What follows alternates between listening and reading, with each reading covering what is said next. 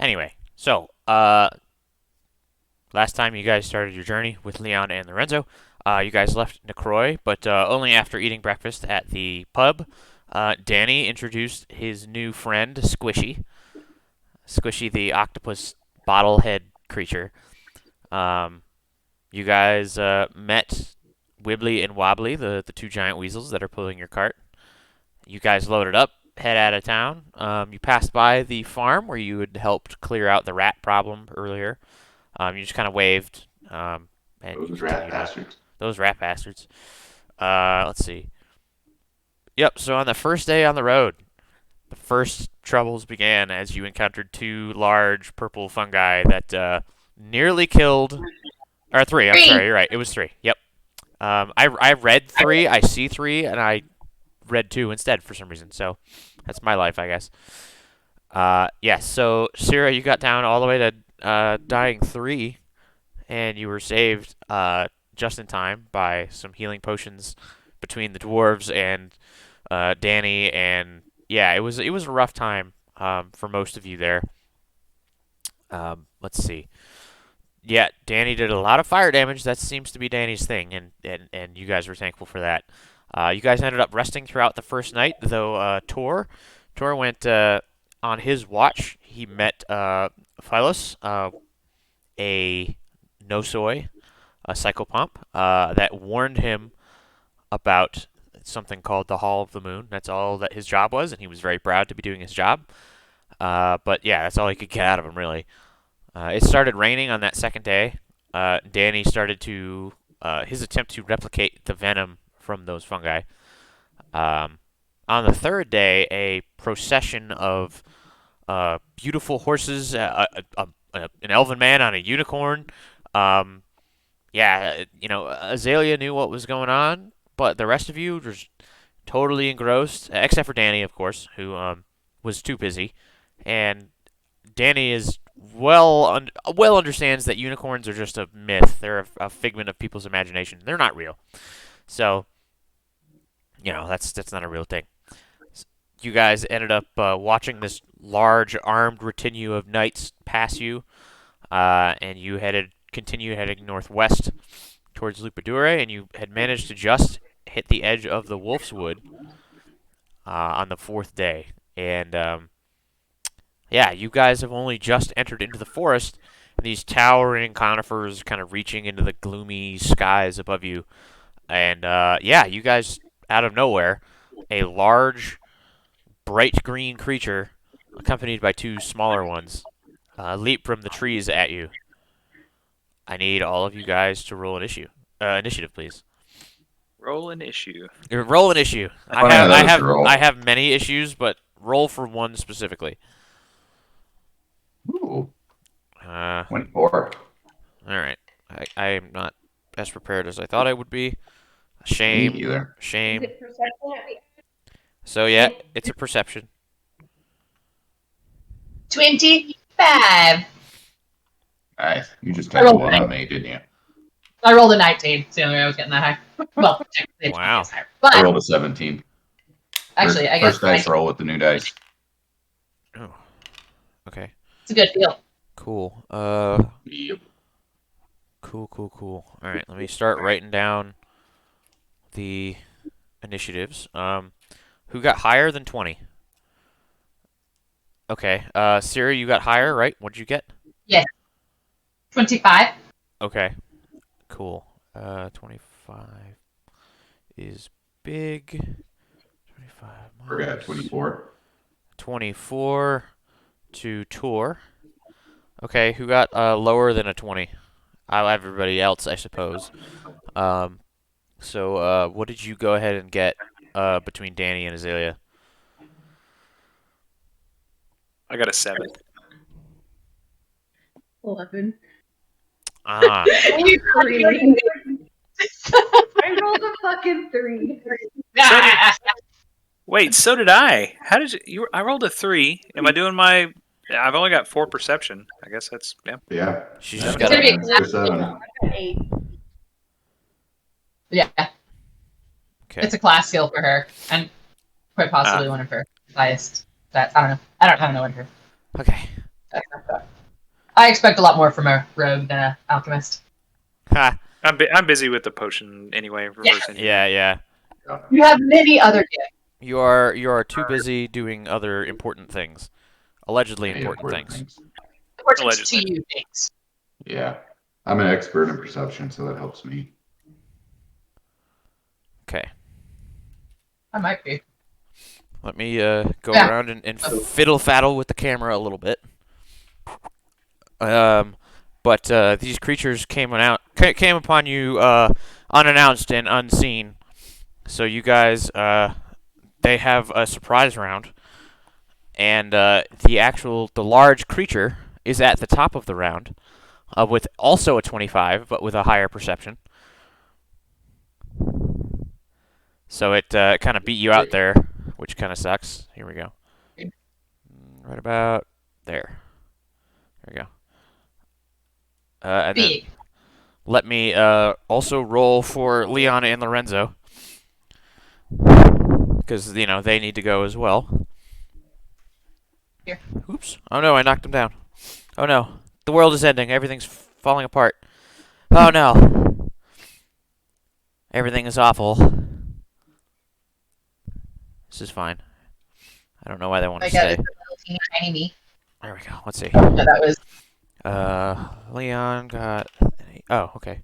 So they'll be going on a 24 minus because Tor beats them there. They were a little busy, so 24 minus is the dwarves. Okay. So, the large creature is that. That's what that looks like. Thanks, I hate it. And it's gonna go first. And the little creatures look like that.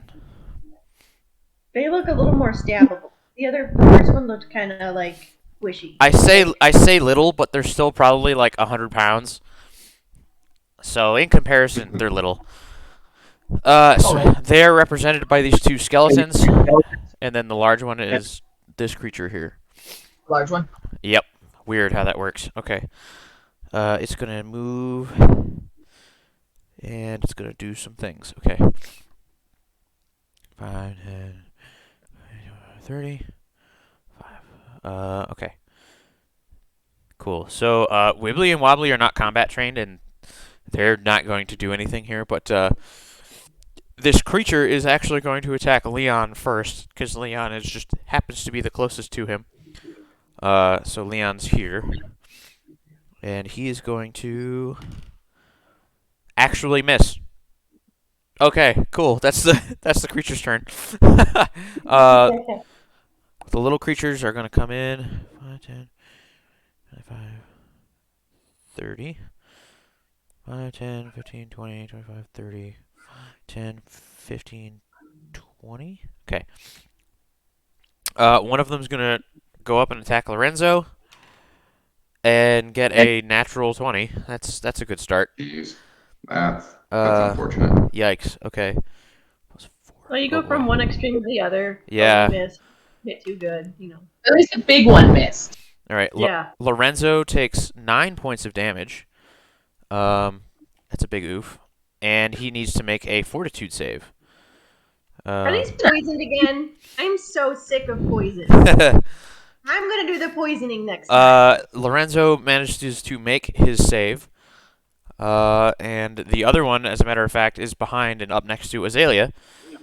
So, it's actually going to attack Azalea. I'm actually going to make this the big screen. Okay, cool. Azalea, what is your armor class? 19. Okay, and you're flat-footed. Never mind. So as it runs up to you, my dice are being really fickle today. It runs up to you, and it actually, as it tries to jump up into the cart, as the cart is slowing to a stop, it's running up too fast, and it headbutts the side of the cart and falls over. And it Can is I laugh at it? it is- free action. it is prone, and yes, laughing is a free action. I laugh at him. Okay. We are to the top of the normal round now, and the large green creature is going to attack Leon again. And it's going to hit. It's going to use its kind of large porcine maw to grab this creature or Lorenzo rather. Leon, goddamn. I am on the struggle bus today. Hey, Coffee. Okay, it does. Oh, I did the Don't wrong ignore die. me. What'd you say? I said, did you want coffee? No, I'm good, thank you. He takes 11 points of damage. Jeez. Ouch. As it bites him, and then it's going to use its claws. It's going to attack twice with its claws. The first one is a miss, and the second one is also a miss. They're having a bad time. So, let's see. It is now Cyra's turn. So, Cyra, you and Tor, between the two of you, are a little more attentive to your surroundings, considering, the last time you guys got ambushed on the road, you weren't doing so hot.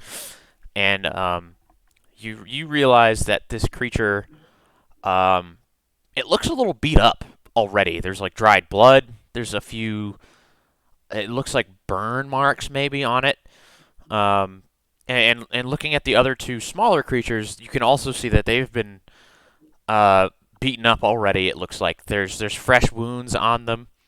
They're not really bleeding anymore, but they're not healthy at all in any sense.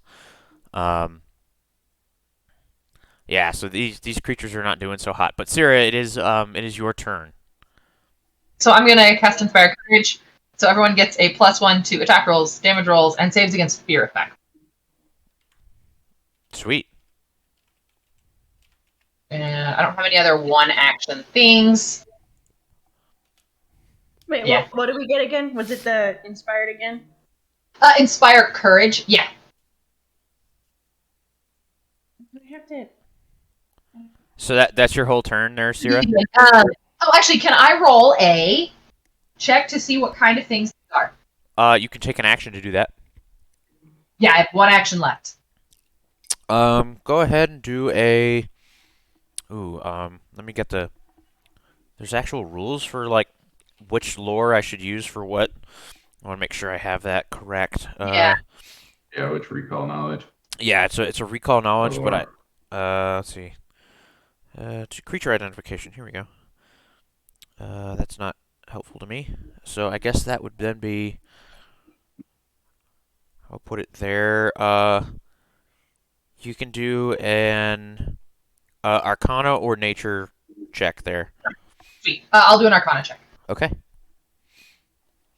Oh. These are creatures. Well, what did you get? So I'm up to 12. I'm sorry. I didn't realize I wasn't loud enough. Oh, a 12. Okay. Yeah. So you have heard stories of these kind of large, warty, porcine-like creatures, and these are technically, I mean, they're like, if they were standing tall and they weren't hunchbacked, they would probably be like 15 feet tall. And you realize that this creature is probably some sort of giant, but beyond that, you're not sure. Mostly it's giant because it's bigger than you, but it's about all you can place. Does anybody know what a giant this is? And then that'll be the end of my turn. Anything else? Tor, it is your turn. Well, hopefully someone will have an answer. It's Arcana based. Tor immediately knows that he has no freaking clue. Yep. And let's see. So you're in the back of the cart here, and you have one fallen troll or creature here. Wow, I almost gave it away. And then one creature over here, and then of course the big one in the front. Okay. And you said they look like they're all wounded and like recently fought. Yeah, it looks like they've gotten out of a fight recently. Uh,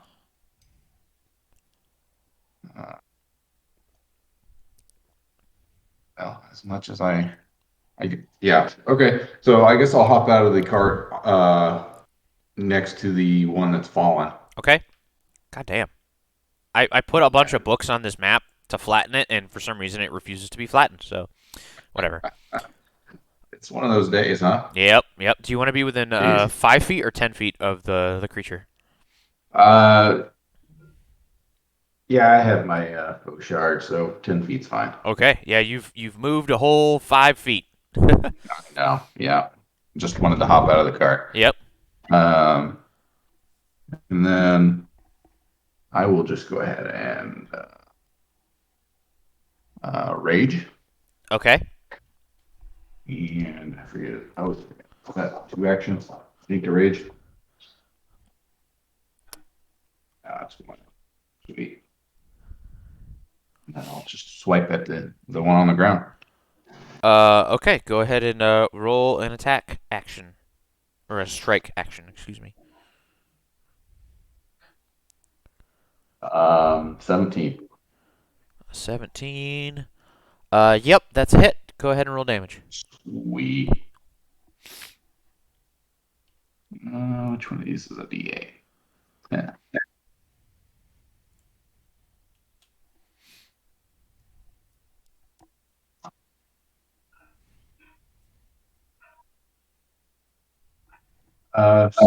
7, 6, 13.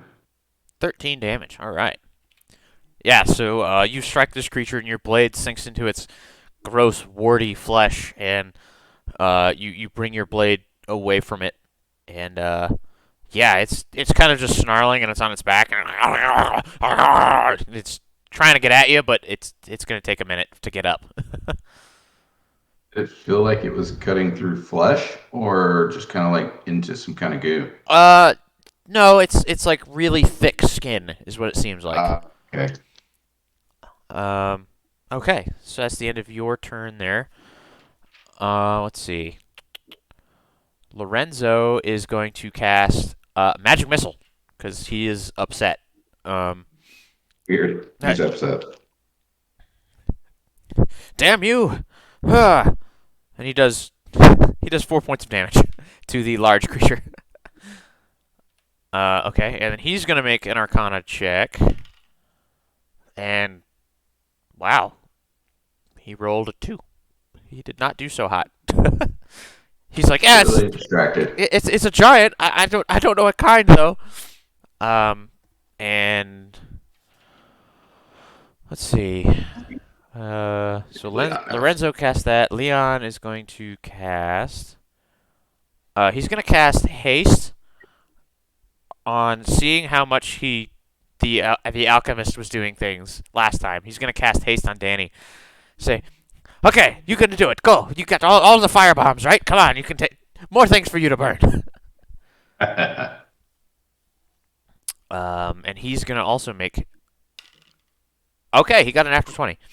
It's just Danny, my friend, this creature in front of us, the big one, it's a troll. You need to burn it. It looks like it's already been burned a little bit, but if we don't kill it fast enough, it'll begin to regenerate its any damage that we deal to it. So fire, use fire.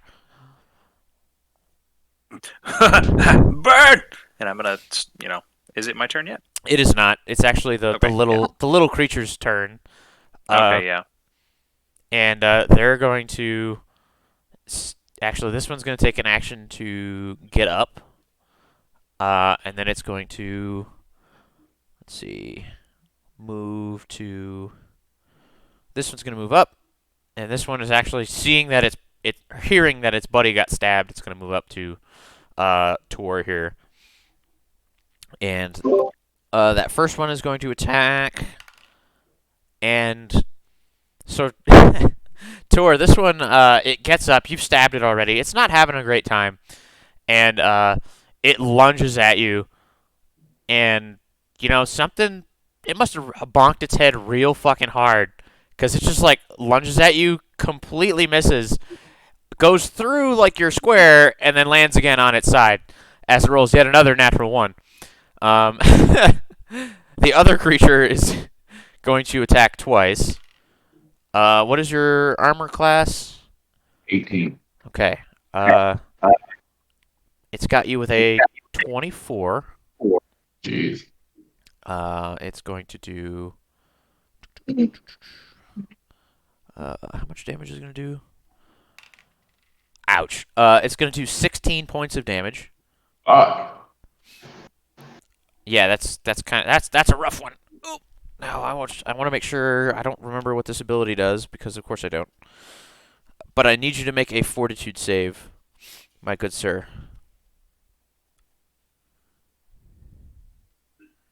Um, was it? It wasn't piercing damage, was it? It was piercing damage, yes. Okay, so I get an extra one, or out of that. So I'll take it. 15 points of damage. Okay. You said a fortitude. Yes, fortitude save, please.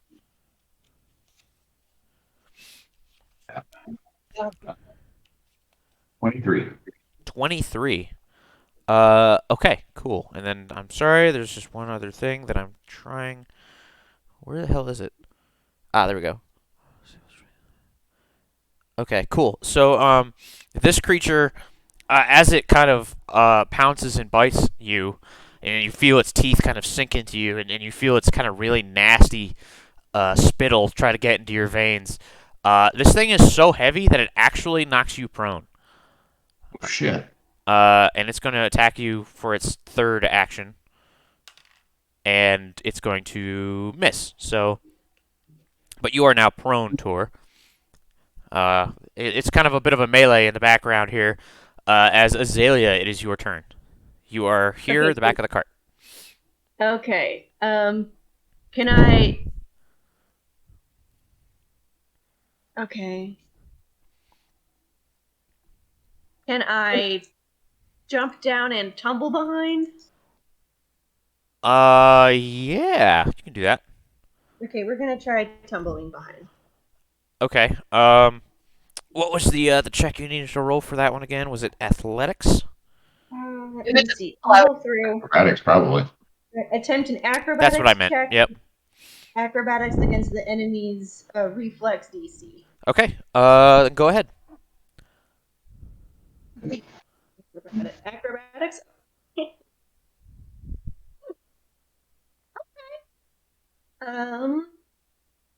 24. Did you say 24? Yeah. Cool. That works. You're able to get up and tumble behind this hound, rather than tumbling underneath its legs, because it's a really squat creature. You kind of just like jump over its back and use it kind of like a pommel horse. Okay, so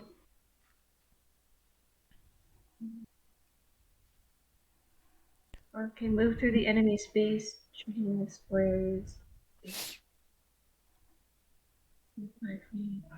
Okay, well.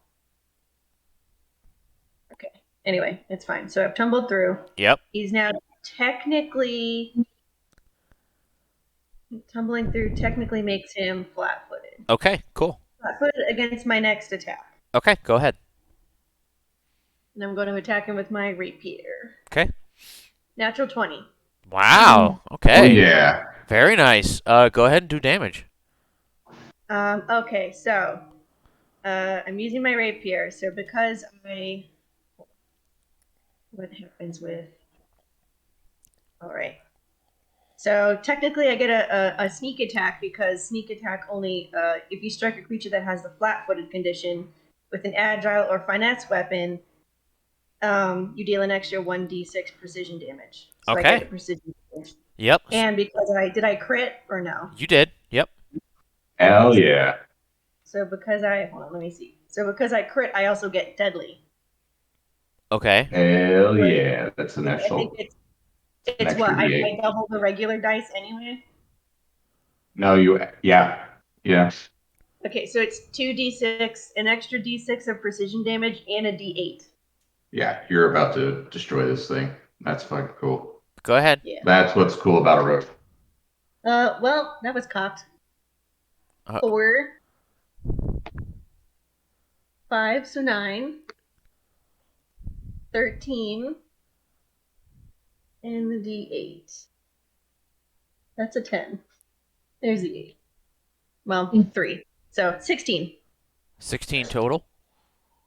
Oh, plus Your regular damage die? Yeah, so it's plus 5. So add 10 to that, so 26. Because the extra precision damage doesn't get the plus 5, right? No, so you only get that +5 at one Yeah. time. Okay. Well, what about the crit? Because I doubled it, or it's still only the plus 5. Well, right. You're only doubling that 1 +5. You're not It's adding. 21. Yeah. Okay. Cool. Okay. Neato burrito. You got one more action.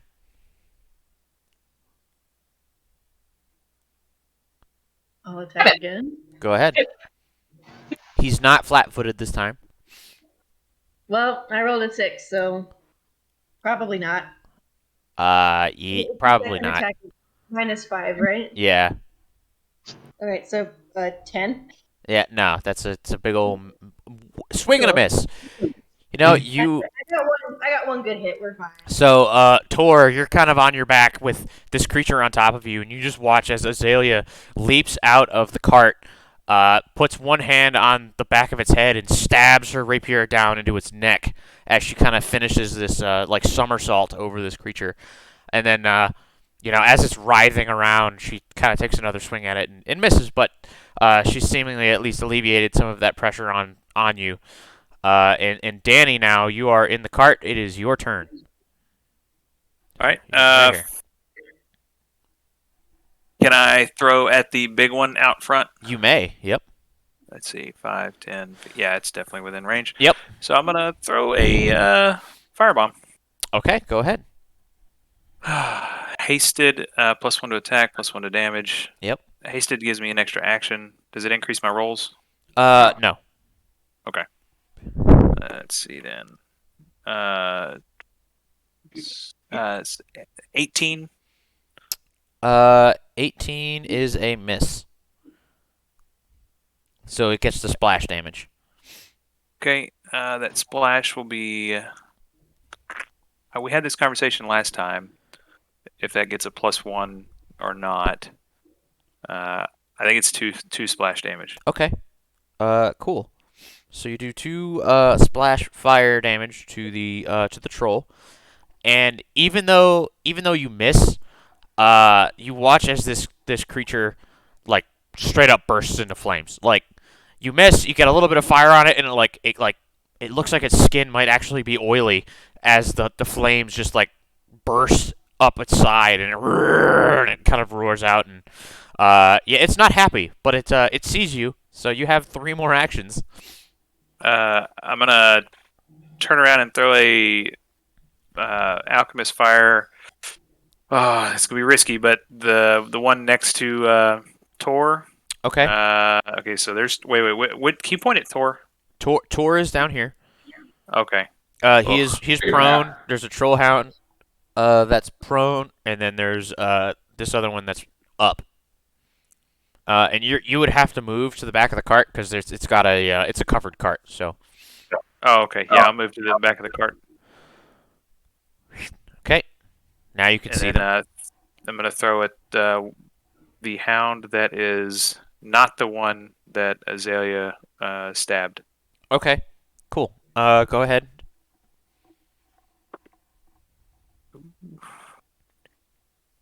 And it's your second attack. It's got that 20 -5.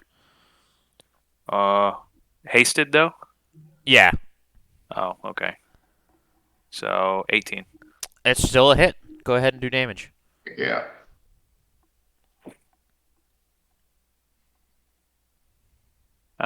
Seven fire damage, 2 persistent fire, and 2 fire splash. And I'm gonna let it splash, so it will hit friendlies. But Thanks, asshole. you're welcome. Hopefully, I don't kill anybody. Okay. I mean, you're not gonna die from 2 fire splash, right? I don't know that, but you know. Okay. So Azalea and Tor takes 2 fire damage. The other creature takes some fire damage.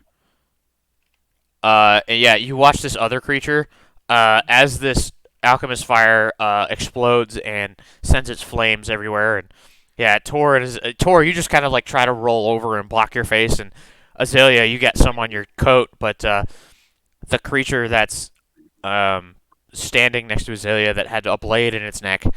Some of the fire just coats its face, and it kind of runs around in a circle for half a second and just kind of like falls over.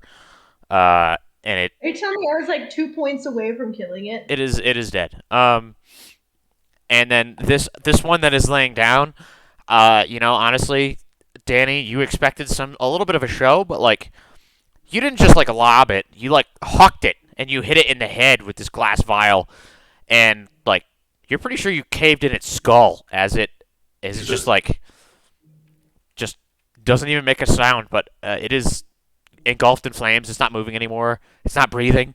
It's outgassing at this point. It's very dead. It is very dead. So the two smaller creatures are very dead here.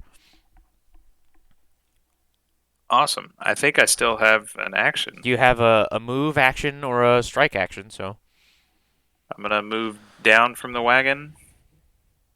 okay. And yep, that's where I'm gonna go.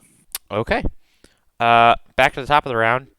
It's the big creature's turn, and it is very well aware of the little shit that just attempted to set it on fire, and it's not happy about that. It's still on fire. No, I don't think it got the persistent. It is. Maybe it is. I don't know. It did not get persistent damage. So I can do this. Okay. What is your armor class? Why do you want to know? Because it's about to hit you. 16. Okay. It is a critical hit with a 26 to hit you. Yikes. That's fair. This is gonna hurt, my dude.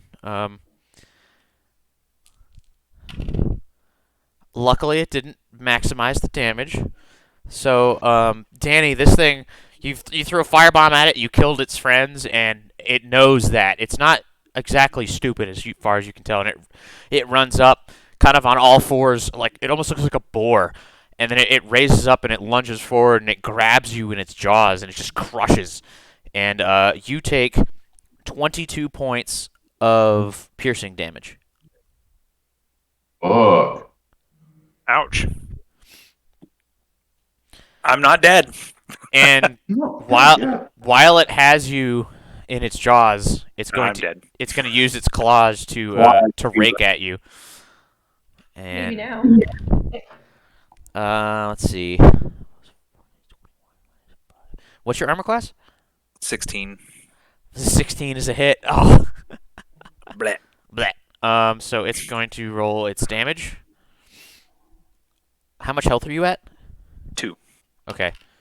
Well, Now you're dying. you take 9 points of damage. You are dying 1. You go Well. unconscious in this creature's jaws. Well, this is going to end poorly for us. Do you have any of those like potions on you? Yeah, they're on my bandolier. Okay, well hopefully someone doesn't pour the fire one down your throat. I would hope that if he got me in his jaws, maybe he'd have a chance at cracking one open and having fire in his mouth. I don't know. So Cyra, it's your turn. He's like, no. I will have to move to see it. Is that accurate? Correct. Okay, so I will. No, I'm not moving that way. I want to move the. Oh, I'm sorry. You can't see that I'm Out pointing the to front? screen. Yeah, so that I don't want to be in its immediate line of sight. Yeah, like right kind of there. You know, you hide Okay, I'm behind sorry. Wibbly and Wobbly as cover. And I'm going to cast Produce Flame. Okay. Wow. So I'm going to guess a 15 doesn't hit it. As a matter of fact, it does not. Well, oh wait, does a 16? No. So as you cast this spell, it seems that a lot of the flammable oil that was on it is already burnt off, and this flame just kind of like washes around it. It doesn't seem like it has any sort of immunities. Just it's tougher than it looks. So you missed. That's over all of my actions. Okay. Tor, it is your turn. You are prone. You can use Yeah, part I of your guess. movement to get up. Yep, use my movement, stand up. This is actually over here. Oh, he's over there. He's Oh, that's inside of creepy. its jaws. Yeah. Oh, he's inside of its jaws, huh? Yep. All right. So I will use my free action to say, "Come over here, you little punk!" And then I'm going to use sudden charge as Ooh. my 2 actions Okay. to come up and whack the fuck out of him. Okay, go Hopefully. ahead. Where did it go? I moved my spreadsheet, so now I'm like, "Where's my things at?" 19. So as you charge at this creature, you bring your foe shard into its flesh, and it actually just like you hit it, and you hear a ping as it bounces off of this creature's skin. So you got a solid hit, but you weren't able to penetrate its natural armor. So that's a miss. Okay. So let's see. We're gonna have Lorenzo go next, and he's gonna use another magic missile. And he will do 7 points of damage. Yay. And then he's just going to see if he can't. Let's see. There's nothing else that he can really do here. Yeah, he's done. Actually, no. He's going to attempt to cast as well. He's going to try to cast hideous laughter on this creature. See if he can't make it stop eating eating the goblin. Hideous laughter is 2 actions, 30 feet. Okay, it's gonna make a will save, and we'll see how much that does. And it actually fails. Holy shit! Fails by 1. Wow. So the target is plagued with uncontrollable laughter, and I'm sorry. It failed. The target is slowed 1 and can't use reactions. So it is slowed 1. And it is laughing with the little goblin in its mouth. That's terrifying. Laughing around its meal, I guess. And then Leon is going to cast haste on Tor. Tor, you are now hasted. The little ones are dead. Azalea, it is your turn. How far away is it from me? 25 feet. 25 feet. That's my movement speed. I Okay. think. 25. Yeah. All right. I'm gonna attempt to tumble through again. That would take you A second outside movement? of your. Yeah, you'd have to do a second movement through it. That's fine. Okay. If he gets flat-footed, that's okay with me. So go ahead and make the Alright. attempt. 22 against his reflex. Yep, that DC. passes. Cool. Nice. So Now you, he's flanked, right? he is both flanked and flat-footed. So that gives you an extra little bit there too. Let me see. I think. He's flat-footed, so he gets a -2. I can't remember if flanking is actually a thing in this rule set. It is. Oops. Because I get some kind of bonus to flanking, I think. Let's do a Pretty quick sure there's quick search and try to find that. But yeah, go ahead and go with your attack, and then we'll go from there. Okay. flank. There we go. Yep. It is becoming flat-footed. Yep. So it's just the -2. That's all. So go ahead. Oh, that helps me out. 16. 16. Nope. That is a miss. Okay. That was cool. Okay. Danny, I need you to give me Recover? give me a 15% range. We'll do 35 to 50. Okay. So, Azalea, as you tumble beneath this large, hideously laughing creature, it's a strange guttural noise. And Tor, you watch in horror as Danny's kind of limp body is being tossed around in here. And then you hear a crack. And then there's this burst of flame that comes out of this creature's mouth. Danny, I need you to make a damage roll with an Alchemist fire, please. Let's see. 6 and 7, 8, 9, 8 fire damage, 2 persistent, 2 splash. Okay, cool. So that's good to know. So Tor and Azalea, you take 2 more points of fire damage. As this creature breaks one of the alchemist fire on his person, on Danny's person, and it covers this creature's mouth, and it's trying to laugh through this pain. It's kind of horrifying. So go ahead and make a recovery check, please, there, Danny boy. That's a failure. What did you 4. get? A 4. It's a 4. Yikes. Yeah, increase dying by 1? Or am I taking damage from being in this dude's mouth? And So the flame and that 1, you're at dying 3 now. Blech. So you have a reminder, everybody has 1 hero point, and you can stop dying with that hero point if you use it. Yeah, just a thought. What's the end game? Is it dying 4 and you're done? Yeah, yep. Okay. Would you like to stop dying, good sir? Yes, I would. Do I have to wait till the beginning of my next turn? No, you can use it now. Cool. You are blah, blah, blah. You die. Attempt to recover check. Blah, blah. So you are wounded. You're wounded 1. Cool. All right. Neat. You're wounded 1. You're still unconscious. You're still in this creature's jaws. It is not happy at all. And because its mouth is on fire, it's going to spit you out. Because what the fuck?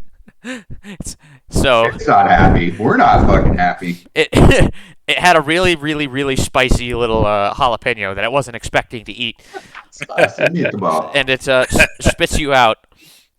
And it's slowed 1, so it only has 2 actions. Its first action is going after the new perceived threat, the meal in front of it, Tor.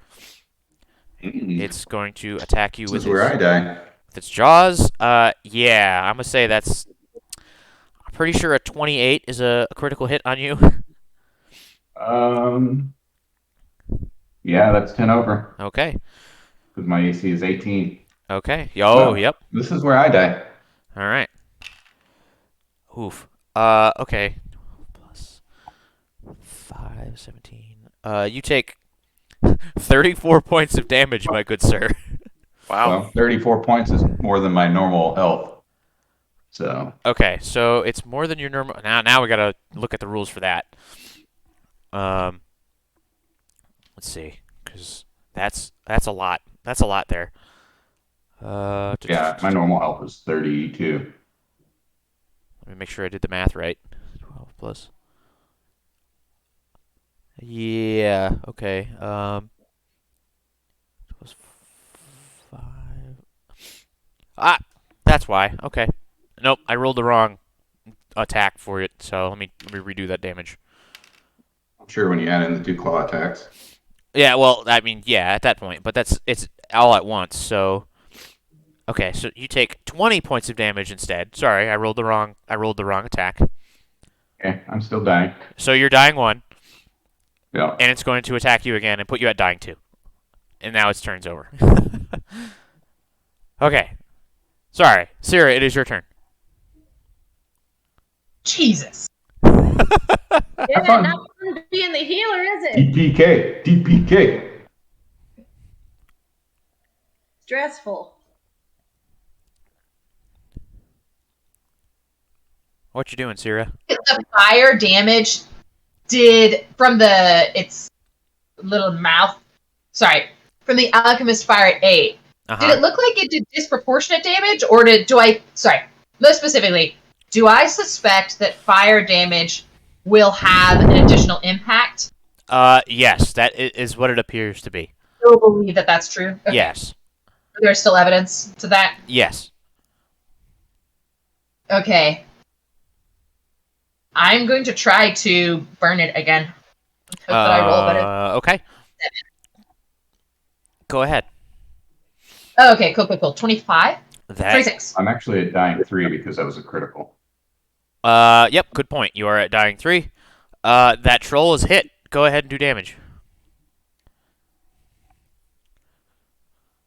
So it's 7 fire damage. Uh, okay.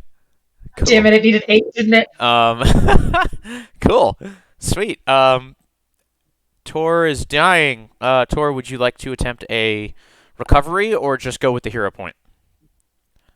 So my initiative gets moved now that I'm dying to just before the creature. That is. Oh yeah, I forgot all about that rule. You're right. Okay, so you would actually go to the top of the round.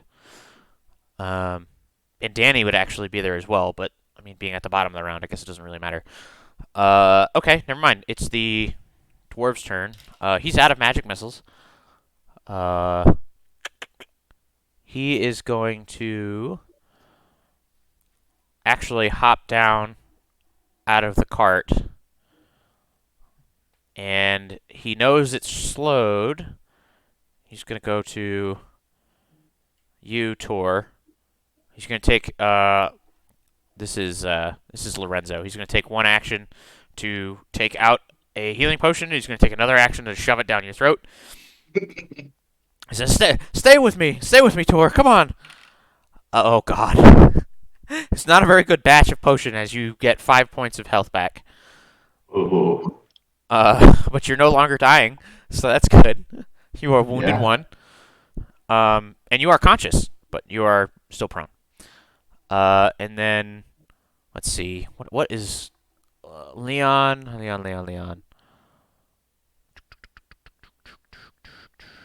Leon's gonna cast haste on Azalea this time, and he says, I'm all out of the haste spells. I can only do so much. But I hope this is enough." And it is now Azalea's turn. All right, hold on. Let me add hasted. Is inspired still active? Mhm. Yeah. Yes. Add condition. Haste isn't here. How is hasted not here? Anyway, what does it do? Gives you an extra action. Yeah, you get 1 extra action. It has to be a move or an attack. Oh, okay, that's it. That's not bad. I'm gonna try to tumble behind again. There are no empty spaces for you to tumble through to. Fucking hell! I guess I'll just attack. It's still technically flanked because Lorenzo is threatening it. So It's flat-footed. yeah, so it's still flat-footed. Well, I rolled an 18 and that didn't work last time, so Well, an 18 total. yeah. So you rolled an 18 when it wasn't flat-footed. But it is now flat-footed, and that does hit. So go No, ahead. it was. go- I tumbled through and I rolled the 18. Then I must have misread earlier. So go ahead and do your damage because you hit it. So I hit it earlier before it was killing Tor. It's too late now, so I misread it. So go ahead. I mean, I'm just. Do I do damage for that one or No, just this? nope, just this one. Okay, and I'm gonna do it the rapier. Okay. So that's. And it's not a critical or anything, right? No. Okay, but I think I still get the precision. No. Let me check if I still get the precision. It's flat-footed. You should get it. Should I get it? Yeah. Okay, so that's 2d6. That's not terrible. 6. And 5. Plus 5, so 16. Okay, how do you want to do this? I'm behind it, right? Oh, getting a bung for Yeah, that's exactly what I was gonna do. it. So this creature is struggling to cope with the flames and more flames and magic and people dying in front of it, and it wants to eat them, but it's also in a lot of pain, and it's not paying any attention when Azalea just takes her rapier and shoves it right up its asshole. And you stab it, and you kind of like swirl around and pull it out, and its guts kind of fall out the back end of it, and it's kind of, and it falls over, very, very dead. Cool. Okay. And as you guys kind of take a breath and look around, there don't seem to be any other creatures nearby. And it seems that the flames are continuing to burn on these creatures. But other than that, it looks like you've taken care of them. What condition is everyone in? I am slightly hurt. Danny and Tor are pretty fucked up. Okay, cool. Well, I have 3 uses of Soothe, and so I will cast Soothe. So Danny comes first alphabetically, so he gets attention first. Haha.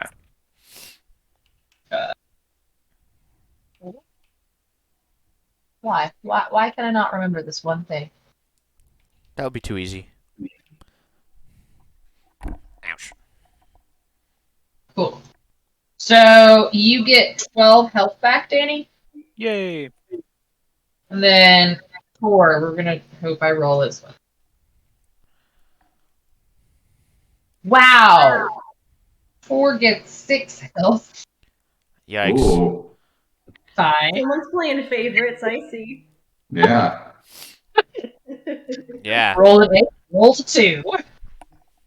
Yikes. Leon and Lorenzo. Let's see. Leon and Lorenzo are bleeding, but like they seem like they're relatively okay. And Lorenzo says, "No, we'll be okay." And Leon says, "Yeah, we'll take care of ourselves." And they each take a potion of healing, and I will try again on tour. yeah, they both look okay. Team this time. How much? 14. Holy 1-4. Damn, nice. It was maximized. Very nice. Yes. Excellent. So yeah, now that you guys are awake, and not necessarily on death's door, is there anything you guys wanted to do? Did we find out this was a troll, or was that just one person that knew? So Leon called it out to everybody that it was a troll, and that to kill it with fire, specifically telling our goblin friend Danny here that. Danny who immediately got chomped. Yeah. Do I know if this troll would have like a bounty on it, or if it'd be worth something in town? Roll a society check. 11. You don't know about the customs of this land. You know that troll blood is fairly valuable if you would be able to extract that. Alchemically speaking, it might be worth something. Hey, Danny, do you think this thing's worth anything? Can you use it? Yeah, troll blood. Oh god. I mean, Troll after all blood- the troll trouble blood's it put good. us through. That'd be nice. I feel pretty bad though. I kind of want to get away from this thing. Well, I think it's dead now. So can I? It'd definitely be dead if you hack it apart or take whatever you need from it. So can I attempt to collect something alchemically useful? Either you said it was oily skin or you'll have to use a survival check. So go ahead and do You can make a troll skin cloak. what? You can make a troll skin cloak. Are the two smaller things, were those also Uh-oh. trolls, or were they called out? So they weren't called out specifically what there were, but you can try an Arcana check if you want. No, I don't know anything about magic, so I'm not gonna even try. Or you could try a nature Alas. check. That's just sport. Does anything are these also trolls? Point at them. Arcana. Are they useful? Let 17. 17. Somebody else do something. Okay. Leon says, Oh wait, I already rolled on it. I'm sorry. These smaller creatures, they are troll hounds. They are legend has it that these creatures were made from alchemical experiments on wargs, like big wolves. using troll's blood, and he's pointing at Danny, who's Danny's like crouching over the troll. Um, some alchemical mistakes created these beasts, and well, they're like dogs but trolls, and they have the same regenerative abilities, but they're not worth anything to us in this state anyway. I don't think anything we could be extracted from them. Only true trolls like that one over there, and he kind of points, have any blood worth of anything. Look back at Danny and be like, "Don't make any fucking mistakes. Don't need any weird hounds." So Yes, where did they come from? The dwarves Oh, look at that's each an other. interesting point. The dwarves look at each other and shrug. Danny, what were you gonna say? I rolled a 9 on a survival check.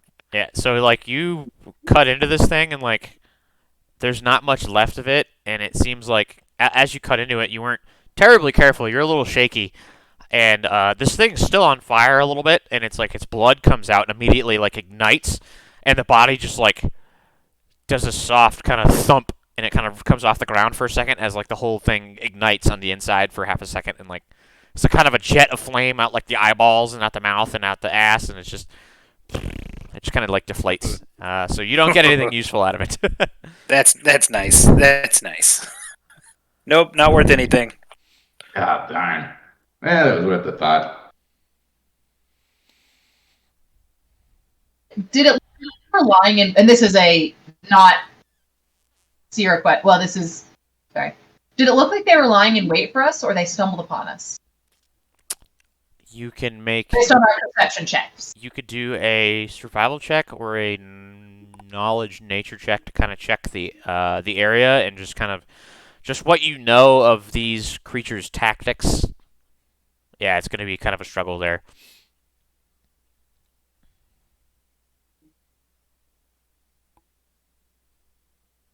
Roll a 14. On which one? I don't have a bonus to either, so we're just gonna Oh. go alphabetically again. Nature. Okay.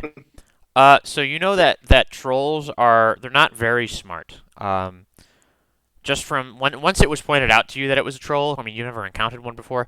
They're fairly strong, and legend has it. Legend has it that these sluggers. sluggers getting feedback. Okay, how about now? Okay, I don't know why it does that. Anyway, legend has it that these creatures are very, very tough to kill, and you have a certain sense that these things were already pretty beat up.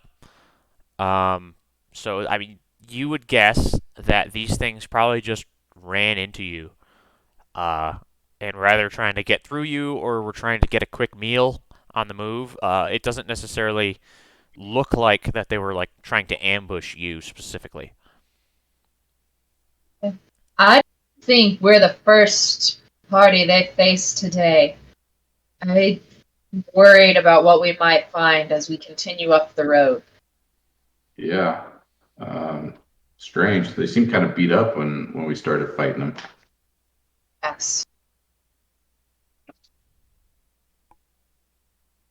Well, is everyone ready to continue on? Lorenzo and Leon kind of are looking at Wibbly and Wobbly, and they're making sure that they're okay. But otherwise, they just kind of nod and give a thumbs up.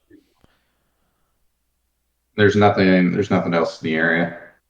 Any other creatures or Roll a whatever perception might have check. protected them.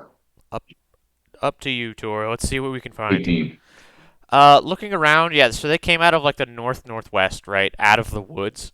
And you guys have just entered the woods, so like you can see the plains out behind you.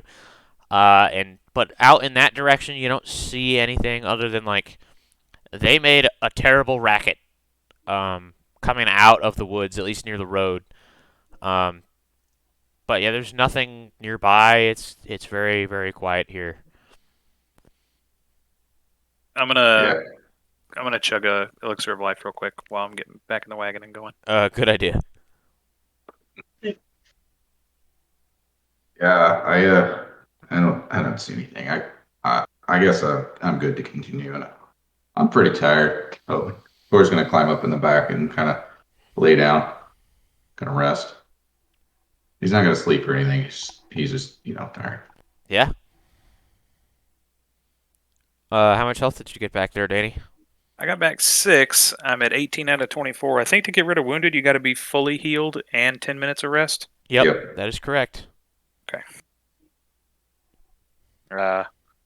Yeah, I'm gonna get in the wagon and I'm doing the same thing. I'm nursing my wounds. I'll probably sip on another elixir of life. Okay. I'll perch at the back of the wagon and try to keep a good watch behind us, trusting Leon and Lorenzo, to watch the front. Danny, did you And fully I'm gonna try recover? to. Nope, I have one infused reagent that I'll use to make one more elixir of life. I'm getting full on these things. It's so gross. Ew. And actually, that does hit me to full. Okay. So I got 1 off the last one, and I just got 5 off of the. Yep, I just got 5 off of this one, so we're at 24. Sweet. Okay. Azalea, what are you doing this entire time while Cyra is sitting out the back? I'm gonna try to awkwardly motion her to join me. I was gonna watch the sides, just so we were. Well, it's a covered wagon, so you have to sit in front or back. Mr. Elf, I can hear. Well, you can hear from anywhere. Oh, sorry, it doesn't matter. Sorry. That's true. No, you're right. I guess I'll go to the back. Look out for other things while the other two are having a moment on the floor.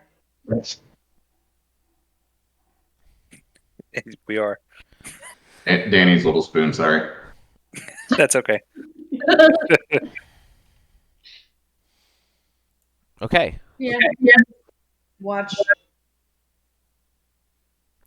Cool. In that case, I will roll perception checks for the two of you. Okay. You guys. The tea party. The tea party. You're gonna die. Anyway. It was certain death at the tea party, or maybe death on the road. At least this is more interesting. Yeah, you guys are pretty engrossed in your conversation as you travel onward. You don't hear or see anything at all. It's a great time. More excited than this? I gesture vaguely to the trees. You don't like trees? That's not the point. Here's the point. I stand This by my is you. decision. Are you calling me short? Because I am, but it's still rude. How dare you? You've insulted my entire race of people, but yes. I'm just So we saying, get- the party probably would have been quicker death. This wouldn't have been nice, but it's fine. This could still end up nice. We might not die. He's already been eaten once. And I died briefly, but we're fine now. Being dead's not the worst thing. It's been 2 It's a days. natural part of life. It has been 2 days. It's been 4 actually, but 2 eventful days. 2 days of things happening. 2 days It's of been boring. so exciting, they felt like 2. It's been a lot. I'm very small. You can imagine how stressful this is for me.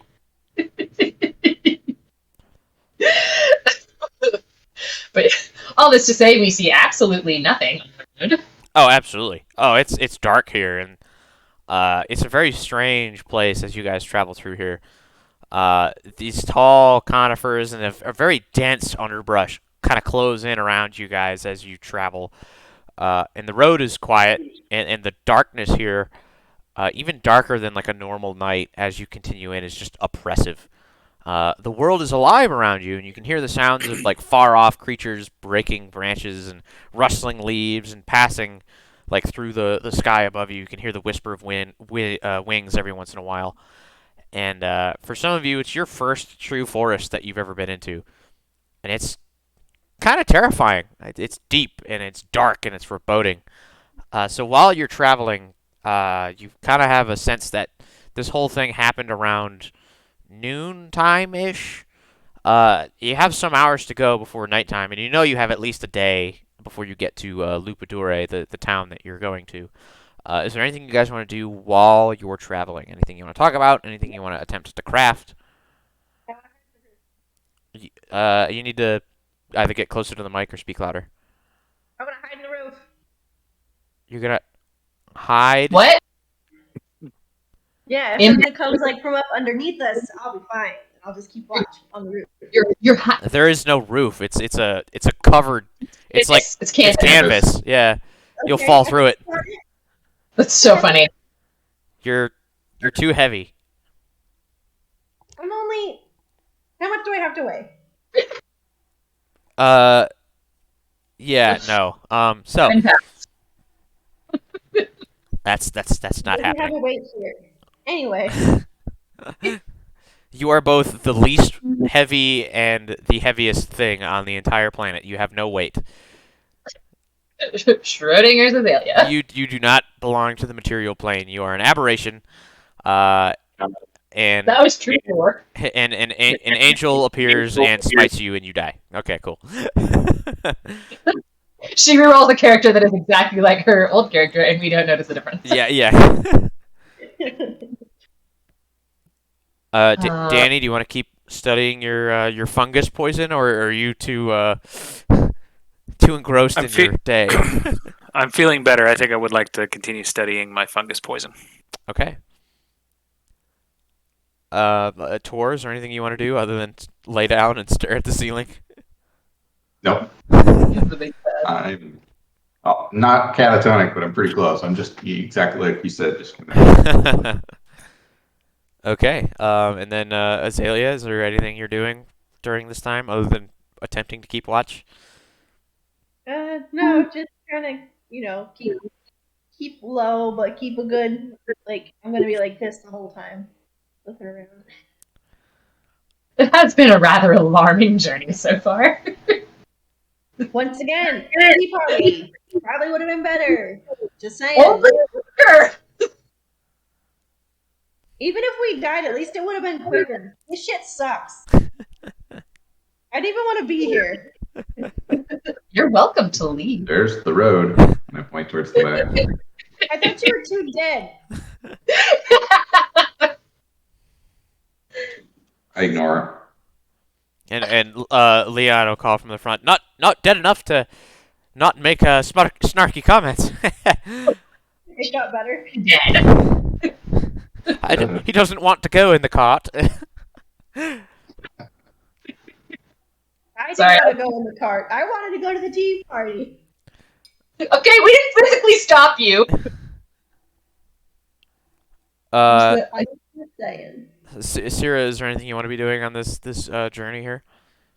Actually, yeah. So I want to wander. I don't know shit about the outsides, but I do want to wander around and see if I find any plants that I perceive to be valuable, and I think I could carry with me. Roll a survival So check. very cool looking. Pardon? Roll a survival check for me. Can I roll perception? No, sorry. I just need things. I'll roll a survival check, and you tell me what I find. Sorry. Roll a 10. So, throughout the next couple of hours, you kind of do these kind of lazy loops around the cart, trying to look for anything that might be useful, helpful, possibly detrimental. This is not like the earlier planes where there was a lot of glowing fungi and bright, brilliant plants. This is just dark. And the pine trees here, they have purple needles. All the underbrush is kind of anywhere from a lavender color out down to almost a black. And none of these things, you have no idea if any of these things could be helpful or not. There's no pretty flowers. There's no glowing fungi. There's no fungi as far as you can see. The underbrush is so dense next to the road that you don't even think you can get off the road to go explore into the woods here. And it actually almost feels like the branches are almost reaching for you as you kind of get closer to the edges of the road, and you end up you kind of wander toward the edge and kind of you back off a little bit, and you go find the next side, and then you back off a little bit, and so there's not really anything here that is of any perceived value. This place freaks you the fuck out. And as evening approaches, does anybody want to go attempt to scout for a camping site? Sure. Everyone else is about died today, so I guess I can do it. Okay, go ahead and roll a survival check. I have no survival skills, so I shouldn't be doing it. I couldn't even. Your survival's not terrible. Not great, not bad. 25? Okay. So as She finds flowers. Sorry.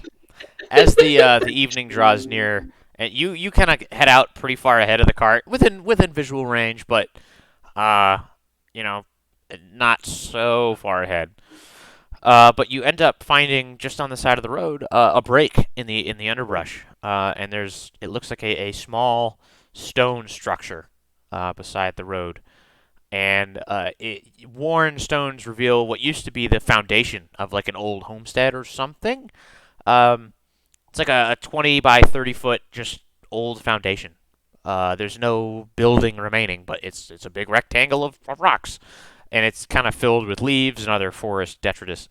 There's a kind of, as you look a little bit further, there's a small circular spring. It had been probably bubbling up out of this bedrock at some point, and somebody actually carved like a circle to make a small pool. And it kind of appears to be clean.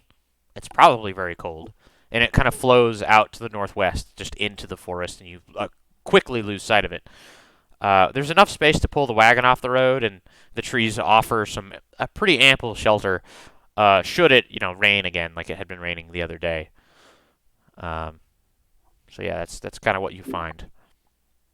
Found a spot. And Look good for a tea party. Ignore her. Lorenzo just kind of smiles and nods and pulls the wagon off the road, and he and Leon start taking care of the weasels. Is there anything you guys want to do before you set up camp for the night? Not me. This is my last day. I should be able to maybe finish that alchemy thing, the venom. You should be able to do that tomorrow morning. Okay. After a rest. You are pretty exhausted. Yeah. Tor, how about you?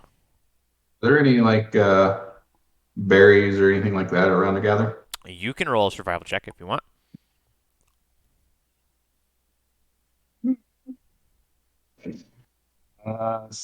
8. There is one small bush near the spring, and it's got these large, kind of light blue berries on it, maybe about that big. Hallucinogenic berries. There's five berries total on this entire bush. It's like a 4-foot by 10-foot bush. It's kind of tall and really long. It's a big shrubbery. But yeah, that's the only I'll thing. put it in my mouth and see if it tastes good. Roll a fortitude save. It tastes great. It tastes great. Don't be wrong. But 11. yeah, so you take one, you pop it in, and it tastes great. Take a second one, pop it in. It tastes pretty damn good. One. Well, One. so You failed your fortitude save. You don't so get to as you realize that you've picked another one, you you are sickened one as this nasty whatever the hell it is just totally disagrees with your stomach. It's a bad time. So you can make another fortitude save before you go to bed. Do I see his reaction? Oh yeah. He's not hiding it or anything. Out of the rest of them. 25. Yeah. So, Cyra, as you go to kind of, check on him / stop him / just see what the hell is going on, he just steps to the side of the shrubbery and just barfs everywhere. It's like a projectile. It's awful. But you immediately feel better, Tor. So you're not sick anymore. You get rid of the sickened condition. Danny, do you think you could do something with these? Can we make enemies projectile vomit? Oh, that's interesting. Here, and I just give them to Cyra. I'm like, it tastes good, but ugh. Do they not agree? Did you yell that So, back yeah, to me? Yeah, I to did. you. Okay, yeah. I kind of look over and go, berries, whatever, and I'm back to the violet mushroom venom. Cool. I'm gonna pocket them. Okay. Azalea, is there anything you want to be doing before bed? No, I'm just assuming I'm gonna have to take most of the watch while people are recovering from dying. Because they all wanted to go on this trip. Sierra, what about yourself? No, I'm excited with my little berries. I have found a useful thing. Okay. Cool. So who's gonna take the first watch? I'll go. Okay. I'm gonna hunt more berries. I may not find them, but I'm very excited about the berries. Go ahead and roll a perception check for me. 19. Okay, so yeah, you kind of do again with your lazy circles, and as night falls, before this you were kind of out on the plains and you could see the clouds disappear and the stars come out, but here the vegetation is so thick you can't see any stars at all, and it's kind of like being underground again, but it feels like the whole place wants to probably kill you. I don't know. It's very it's not pleasant to be in, and it's very unsettling. And you spend most of your shift just totally unsettled. There's nothing that you see, nothing comes out at you, but you hear plenty of noises in the distance, some close, some far, and you're jumping at every other sound, but it's very very stressful. But thankfully, nothing tries to kill you in that time, so. You don't find any other berries or anything like that. You try. You found something useful, and you want to find more useful things. But yeah, there's nothing that immediately jumps out at you as helpful. No more berries. It seems that something else maybe has eaten them, or that shrubbery is like dying or something. You don't know too much about plants in this sense, so Oh, shit. yeah. Do I have 3 of the berries total if he ate 2? Yes. Tree cute berries. Tree berries. Who, Who put the few. who are you gonna wake up for the next watch? I'll wake up Lorenzo. Okay. He says, okay. Yeah, I'll take the watch. Cool. And then he is actually gonna go wake up Leon to give everybody a chance to sleep. Okay. Cool. How much health do we recover Um, from resting? it is. One plus your modifier. Yeah, it's your level Oh. plus your modifier, I believe, plus your con mod. Okay, perfect.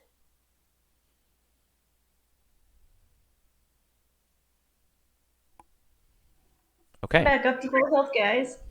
Good. So I think it's at full health now, right? Physically, maybe not mentally. I'm not.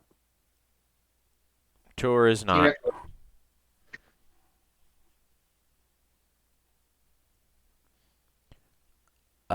Okay. So, as you guys are kind of breaking camp here in the morning, I need everybody to roll a perception check.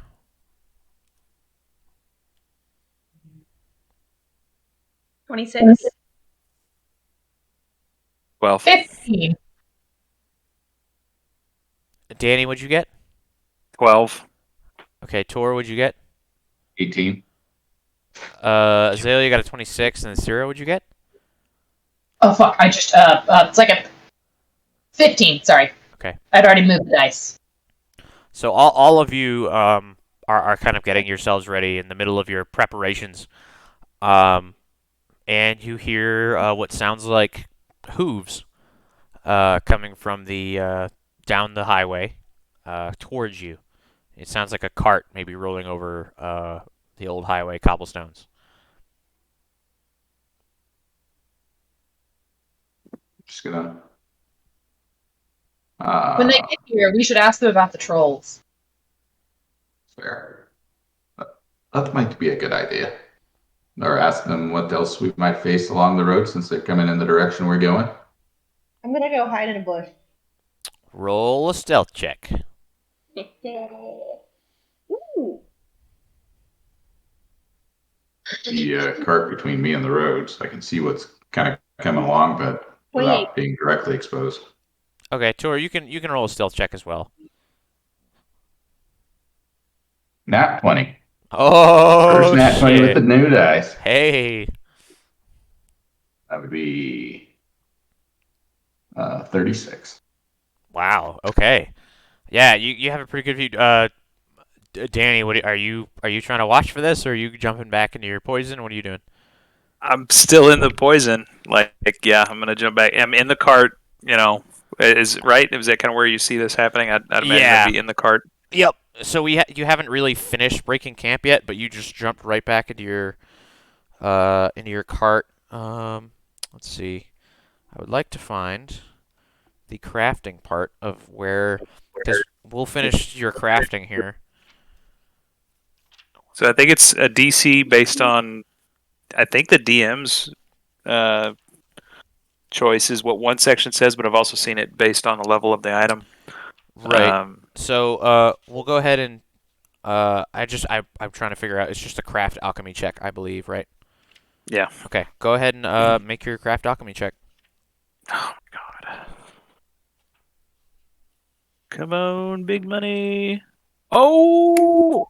Damn, net 20. I could take my camera and show it to you. And, like, take it That's down. awesome, Boop, dude. it's right there. 2 nat Like, 20s. Wow. Good job, guys. crazy. Okay. Yeah, you are able to synthesize that fungus venom, poison stuff. I wish I knew, because I had sent it to you. I got all the stuff. Okay. So Or at least I've got what you told me. We can go back over it. yeah, we'll go over it again because it won't be as effective or as efficient as Yeah. that, or maybe it will actually. So I had one action interact. It's a DC 17 Fortitude save. Takes 1 minute to set in, 6 rounds max, and 3 stages. Okay, no, that is correct. Okay, cool. Yeah, because it's what the item ends up being. Okay, cool. Yeah, that's And good. then the 1 minute to set in. So if it's contact as well. So if I threw this at somebody or put it on them, nothing would happen for 1 whole minute. Correct. Blech. So 10 But rounds, still, 10 rounds in funny. combat, or 1 minute in RP time. I should be able to code a weapon with it, I would imagine. Yeah, I would.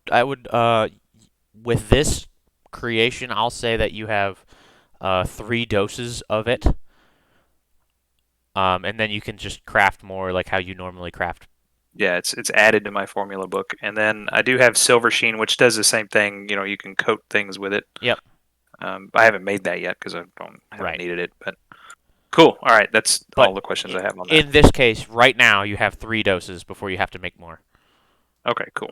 Cool. Okay. Are those stable doses, or are those gonna go away at the end of the day? Those are stable doses for at least the next day. You're not sure how long they'll last, though. Okay, cool. Okay. Cross train a poisoner. Yeah, I know, right? Cross train. Boop. I'm done. So, as you guys are kind of hiding and waiting, Danny is like cackling to himself maniacally as he's made this new poison. And you guys there's a slight bend in the road, and you suddenly see a horse, a fairly well-fed looking draft horse, pulling a cart. There's 2 drivers. They're both wearing like kind of a leather lamellar armor, and the back of the cart is not it's not like a covered cart. You actually see like iron bars, like a cage. There's an iron cage there, um, and it's quiet. We're trying to cross the border, right? That's a good one. Uh,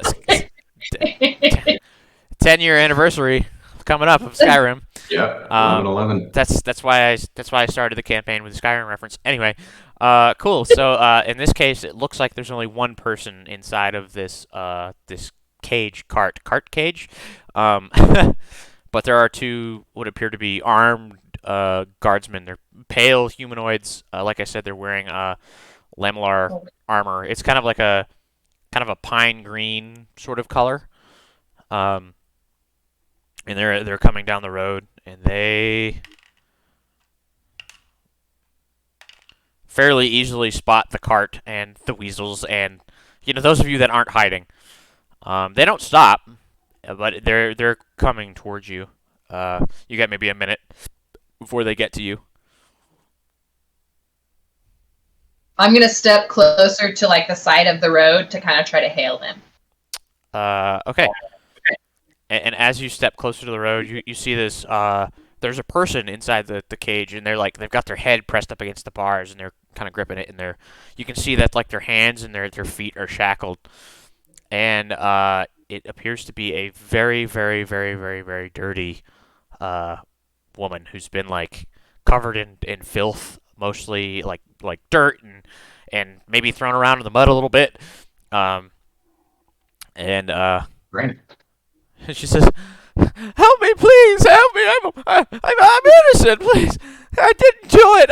I didn't do it!" And one of the guardsmen, the guy who's got the reins, he waves to you, Cyra, and then the other one says, Shut up back there! Just quiet!" He's got like a, it looks like he's got like a whip of some sort. Not that he can get it through the bars, but he kind of like, he brandishes it. And you can also see that they have like blades and short bows. And it even looks like one of them, the driver, instead of a whip, has a cudgel on his side. So, yeah, and so they kind of keep coming. They aren't really slowing down. But yeah, you got another second there. We ran into some trolls on the road coming from this direction. Just didn't know if there was anything else we should try to be prepared for. If you saw them first, or if we should expect anything. Roll a diplomacy check. What news from the road? Roll a diplomacy check, please. Diplomacy.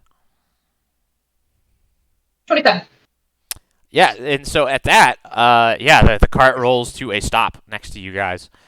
And the driver says, "Really, trolls? Wow. No, we had not seen any trolls." And they take note. You see him eye your token on your chest. You actually see that they have tokens as well. Not of a crest that you've seen. And now that you're closer, it appears to be a griffin rearing up to meet a dragon on like just kind of a circle.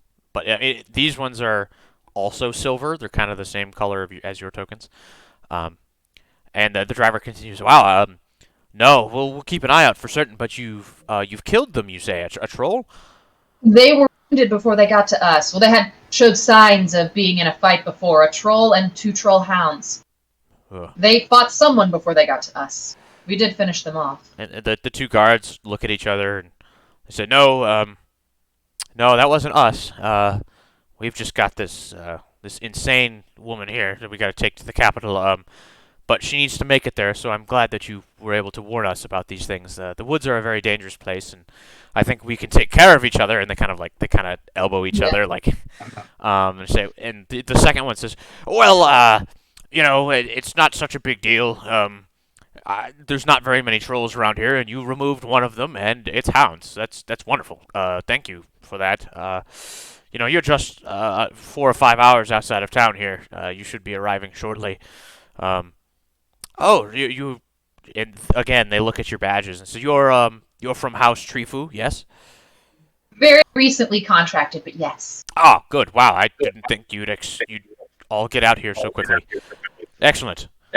Well, good luck. And the woman in the back starts just like shrieking. Uh, it wasn't me. It's just like trying to rattle her chains on the cage, and I didn't do it. I'm not a murderer. I didn't kill them. I had nothing to do with it. It was the rats. The rats did it. They made me do it in the walls. I'm not a monster. I swear. And at this point, the guardsman, he just turns and he sees her hands on the cage and he fucking hits him with a cudgel. And you hear some sick cracking noise. This thing, ah! And she falls back and she's just kind of screaming and having a really bad time. And the driver says, I'm sorry. We'll leave you to it. Safe travels, and just know that you're expected. And he kind of hits the reins and just kind of pulls away. And this woman is just screaming. Go ahead, Danny. Sorry. I'm assuming I hear all this. Racket, Oh, absolutely. Even though I'm in the wagon. Can I peer out the wagon and I don't know, do a society check or something? Looking at the woman, I want to look and see if she's got any signs of academia, nobility, or magic. Sure. Yeah, you can do a society check.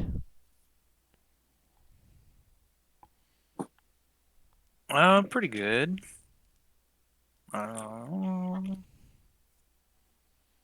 21.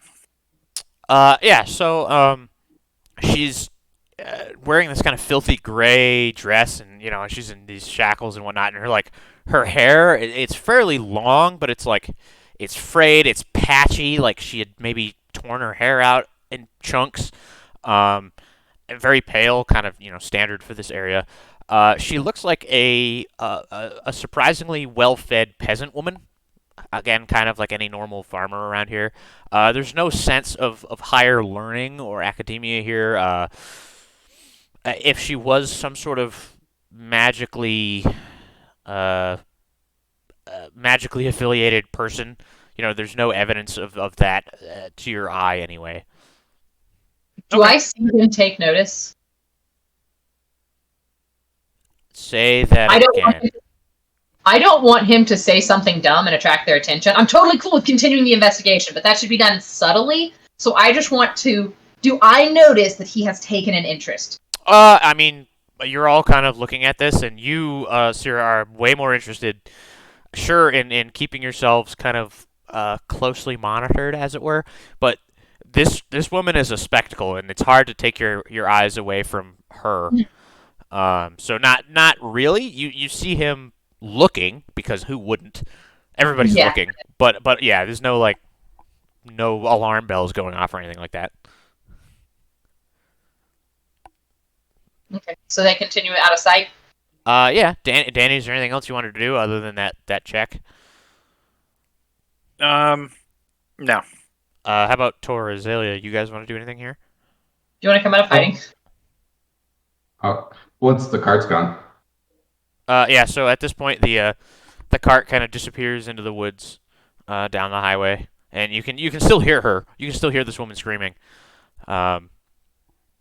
But it fades. Really insane. This place has all kinds of toxins. Do you think she was exposed to something that causes madness? Well, Like this forest. we'll find out if we're mad soon, right? No, mad people think they're getting saner. Oh, The dwarves just kind of shrug. you just laugh. What was that business about you're expected? So it's funny you should mention that. I was wondering too. That does not give me the warm and fuzzies. What do you think, Azalea? You've had quite a few opinions about this trip. I think this whole thing is a bad idea. Everything they say is weird. You can't trust bad feeling. Wait, we can't. Can't trust what? The guards. Oh, okay, that's totally true. I just didn't know if we were going to be more specific. Oh no, I mean, you could look at them wrong, and they can just say you murdered someone, and I mean, A little more training, and I'll be ready to kill some with you. Oh, oddly specific. Okay. Anyway, I'm gonna. Do Be on the we, lookout. when we show up in town, do we pretend we're the Trifu representatives that were apparently called for? I don't know. You guys wanted to come out here, so you figure that one out. Oh, I think we continue on with our own thing and just kind of listen. What do you think, Danny? I'm sorry. What? I'm wondering. Do you think this violet fungus poison will work on a vampire? Like if I snuck it into their blood, or maybe if I poison it, like I'm totally like off on. Is it a bloodborne pathogen? No, it's contact. So if you get it on your skin, but I imagine if you drink it, it's probably not good either. You want to try? I want to watch someone else try. Kind of the same thing. Well, maybe if we find somebody, I'll hold his mouth open for you. So when we get to town, we have these badges. I say we just go to an inn and act normal. Yeah, You're call gonna attention to ourselves. It's adorable. Normal for me. Normal for me. Glad we're managing our expectations. I'm not insane. You're insane. Yeah, we should keep drawing attention to ourselves, like flagging down the guards and having them talk to us, and Sorry. Where are we gonna hide the cart? we didn't have to flag them down. They were cool with just a wave. Like, we need to know about the trolls. Like, are there gonna be more? Well, at this point, it's a little too late. So Wait, I didn't hear you. I'm sorry. You're what? Marlena? Oh, I'm ignoring this and going back in the car. Jokes. I have siblings. I'm used to that. We're trying to hide from these people. We don't want to be noticed. All this shit is fake. No, We we're keep trying. contacting them. We're trying to be covert. We're trying to act normal and do things that normal people with badges would do. We don't have to go out of our way to interact with them when if they're fine with the wave, I'm fine with the wave. as we just discussed, normal. So I take out Squishy and I'm gonna like pantomime like he's talking like we're normal people. We're normal. You're no better. and Spaghetto joins in on the Leon. Remind me? We're definitely normal people for sure. Leon's like, I think it's a time we should get going, huh? Yes, let's. He pulls out onto the road, and the road winds its way kind of through the forest. It was a lot more straight earlier, and now it's kind of doing this sort of back and forth sort of deal. And yeah, you think it's daytime. There's not much of a difference in light change here, as the limbs of the trees kind of close in. You feel as though, yeah, Cyra, it was kind of just you initially, but now everybody, you feel like the forest is doing its best to reach out and grab you, or you felt like if you'd go off the road, it might want to like trip you and hurt you. Even in the cart, strange birds and these high-pitched calls just kind of emanate out from the woodland, yet nothing shows itself as you travel. It's fairly easy to see why the brothers want to leave the wagon in Lupadure. It's really very hard to get through any of this vegetation on foot, you'd think, let alone with a cart, to find these ruins. And the fact that it hasn't totally overgrown this old Imperial Highway is surprising. It's kind of like a silent menace seems to assail you from every side as you guys forge on ahead. Is there anything you guys want to do during the last kind of leg of your journey here? I'm gonna take a quick break. This I'll is be right much back. less ominous than the Tea Party. And that's all I'm gonna say for like the next 4 hours. I'm so glad we agree on at least one thing.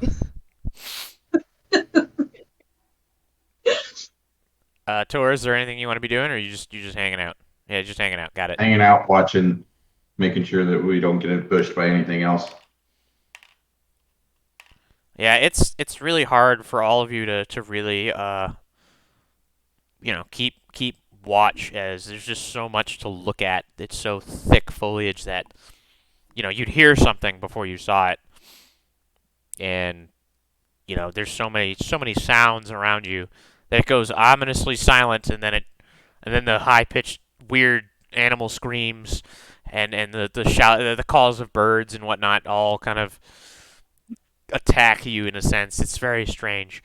You don't think you're gonna do very well in this forest off of the road, but for now you forge ahead, and just a few hours into your trip, kind of nearing a lunchtime, sort of maybe noon area, you come around a short bend in the highway, and suddenly find yourselves in between two homes, two houses.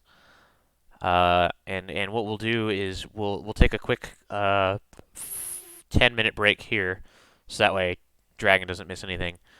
10-minute break. Be back at 27, and we'll go from there. It's fine. Everything's fine here. How are you? Okay, so Do we have any? uh, just a few hours into your trip now, nearing lunchtime, like I had said, you guys come around a short bend in the highway and suddenly find yourselves in between two houses, like two homes. There's some cleared land before you, and the small town of Lupadure is clustered around the highway, just out in front of you.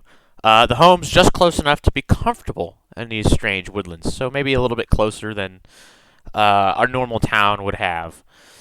You can smell wood smoke, and there's something cooking nearby. It's a small town, but you would guess that the expansive homes and buildings could keep a few thousand people. So a few thousand folks and homes out in front of you. But it's packed pretty close. Each home here has its own personal garden, and the half-timber homes are all painted in these bright, gaudy colors. You spy what appears to be like a logging camp, maybe 100 yards off to your right. You can see there's actively people working there, cutting down trees, and there's stacks of logs and whatnot. The town isn't nearly as neatly arrayed as Necroy. Necroy was like gridded and also a big circle, so like it was like a pinwheel. But it appears that most folks here have their own homes, with logging camps, warehouses, and the like kind of spread around it looks like the perimeter of the town. And as Lorenzo guides the weasels into the town, you begin to see townsfolk. Most of them stop and stare openly. A few wave, and one or two folks go about their business as if you weren't even there. Healthy, they appear fairly healthy. Humans, elves, and a few of mixed heritage seem to be the majority of people here.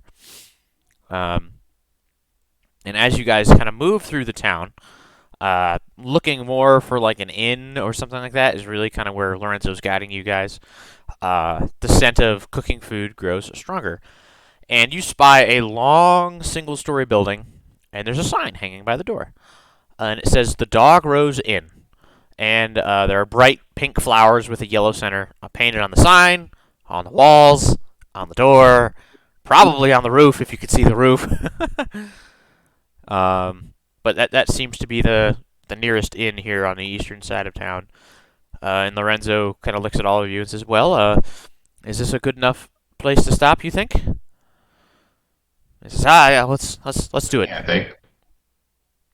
And so they kind of pull the cart off to the side, and get the cart and weasel situated. And Leon says, "Oh well, could you take this bag of coin?" And he kind of holds it out to somebody who'd take it, just to get us a room and some lodging for the animals for say 2 weeks.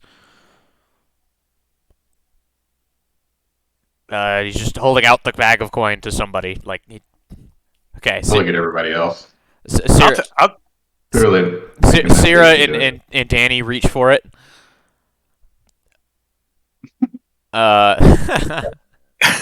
Please let me talk to the strangers. I would really appreciate it. I don't appreciate you patronizing me. I am I'm not Just I'm I'll do it. being very. I'll appreciate you patronizing this inn. They Bah. will. I'll back off and let her take the gold. And you look in the coin Yeah, the purse. so-called normal person does. You look in the coin purse, and it's actually really light. It's just 2 silver coins. That's all that's in there. Is the Do I think it will be enough? Based on the prices from the capital city, which is like a copper piece a night, it'll probably be plenty. Okay. So I will go in to arrange lodging for the creatures. Is everybody else going in? Oh yeah. I'm going to take a minute, just kind of look around at the surroundings and just kind of admire the architecture. Is it the same kind of Gothic style as was in Necroy? Yeah. So it's a similar Gothic style, but looking around, Tor, with your Does it seem knowledge, newer or it older or seems anything? it seems slightly newer, actually. Just from your history knowledge, Necroy is an ancient city in the sense that it was founded in the first era, and then it was destroyed, and then it was founded again, and then destroyed, and then, most recently set up again 30 years ago. So all the buildings looked rather new. But here most of these buildings look brand new. Like, all the paint is nice and bright. There's not very much wear and tear on anything. It looks like they're actively working to expand this town. And yeah, it's that same Gothic style. And actually, I'm going to roll a perception check for you. Okay.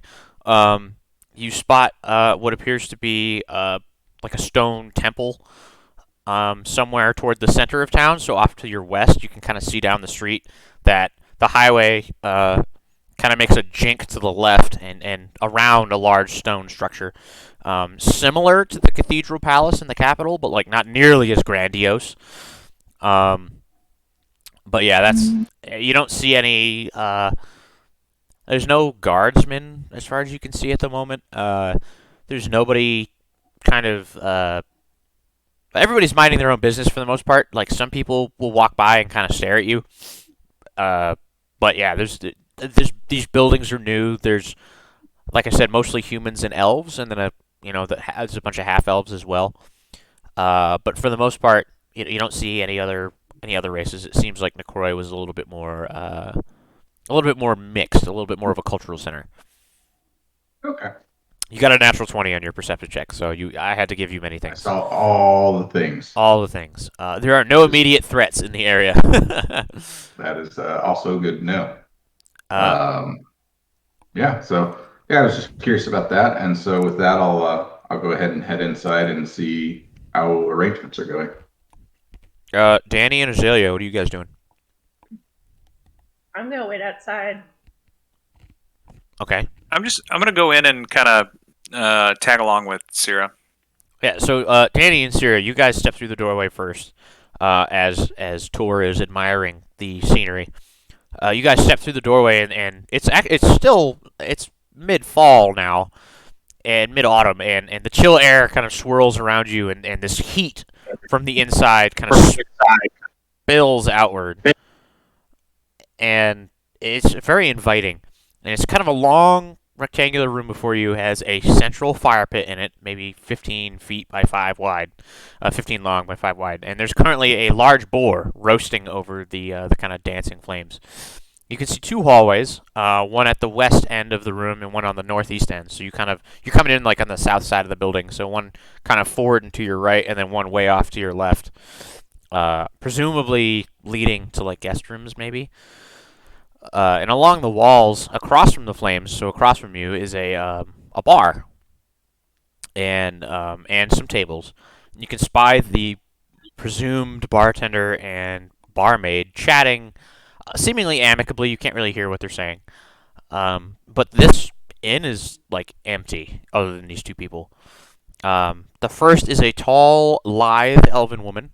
Her skin is fairly dark, and her platinum hair is like shaved down on her left side and woven into cornrows on her right side. She's wearing a white apron over like brown and green like hunting leathers, and she's also got a token of gold on her left shoulder. but you'll have to get closer to determine the crest. You can't really see it. The second woman is also quite tall, surpassing 6 feet fairly easily.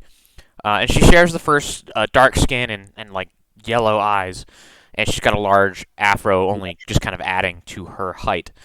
She's also wearing a bright white, very neat apron, but her clothing is much more vibrant. It's kind of this beautiful blue and gold shimmering dress. It's clearly like a work dress, but it's still clearly very expensive. Um, Something that she can move fairly easily in. And she's rotating the boar over this fire pit as she's talking with the other one, and they both kind of cease their conversation as you two enter. Good afternoon. We are looking to arrange lodging for about the next fortnight. Go ahead. I'm going to pop my collar on my shirt a little bit and stand up kind of tall and, act fancy as I walk next to Cyra. Roll a society check. Heck yeah, you know it. Are you attempting to make an impression, good sir? Yes, I'm trying to impersonate a noble. Okay. Not a specific one. I can use society Yes. to do that. Yep. So let's see. That is 20. Wow. Okay. 13 plus 7. Danny turns on the swagger as you guys walk into this room. And the first one, the closer one, the one rotating the boar on the spit, she's a fairly large woman, but like you can tell that it's kind of like looking at a bodybuilder. She's not fat, but she could probably like rip you in half, sort of deal. Very large, and she's kind of got this, and she looks at you guys and says, "Oh, well, good afternoon. It is very good to see you. Welcome in, please. My mother will take care of you. Go ahead over to the bar. And I am Tiffany. It's very nice to meet all of you." You're fine. And she's like still rotating the boar as she kind of does like a half kind of curtsy. She's wearing a silver token. I'll curtsy back. Danny, what are you doing? Curtsy, it'll be fun. So she curtsies, and I'm going to walk kind of in front of her and curtsy as well and say, "Pleasure, Danny, and my associate here."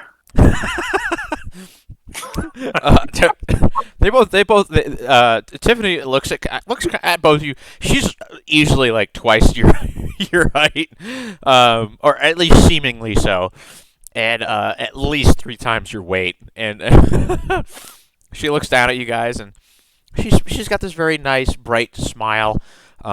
You can see she's got not fangs, but definitely really sharp teeth. And she said, "Oh, well, it is nice to have someone so cultured.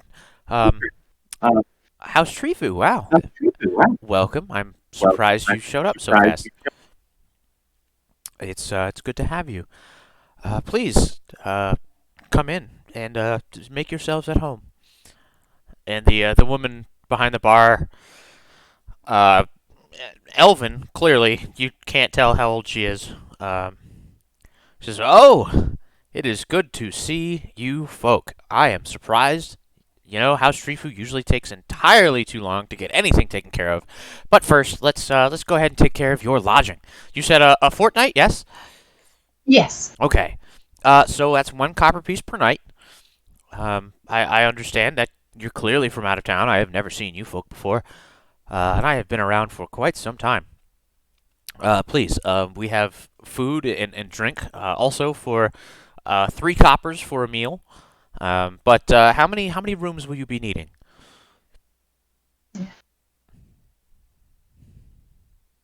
I am used to quite soft beds. If you have a particularly nice one, I wouldn't mind. But I think we need 4. 6. Yeah, and 5. the husbands will probably share a room. Probably I think 5. 5. And as she watched this older woman with her golden token, and now you can also see as you got closer up to the bar, it's the same token that the guardsman had on that cart, that jail cart. It's a griffin facing a dragon, and says, "Yes, well, I don't know so much about the good soft beds, my good sir, but we will do our best, of course. So 5 rooms, okay. In that case, it'll be 14 coppers a person per room, and I have plenty of rooms here.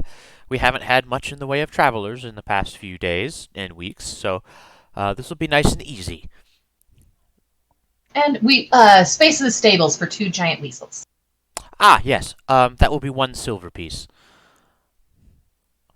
Okay, I'm just gonna settle up with her. I don't want to math. Okay.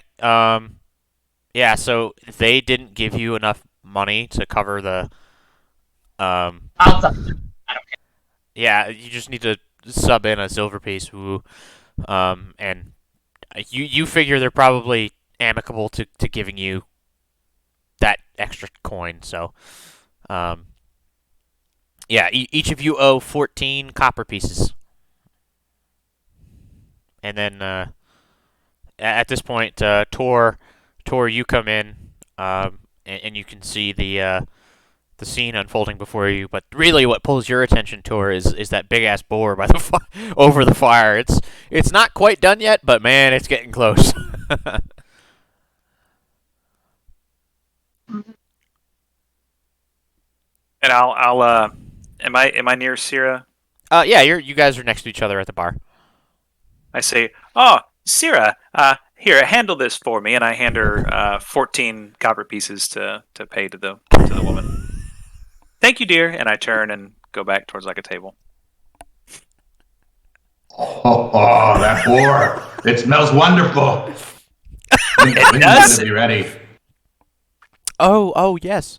Um, it's just about another hour or two, and it should be nice and juicy. We have that, and we have other meat rolls, and we have some fruit pies as well. I'm quite excited. And we have ales. Would you like something to drink? Oh yes, I will sit by the fire and just smell this boar with some ale, please. Well, that'll be 3 copper pieces, and that will cover your food for the evening as well. Does everybody want anything? I see 3 of you, but you wanted 5 rooms. I presume the others are outside. Yes, and it's 6 total people. Yes. And Lorenzo and Leon kind of step through the door. Azalea, are you gonna follow them in, or are you just gonna stay outside? I'll go with them. It seems kind of weird to be. I got Skulking. Brood alone outside. Yeah, yeah. You got to do it in the room in the corner, otherwise nobody can see.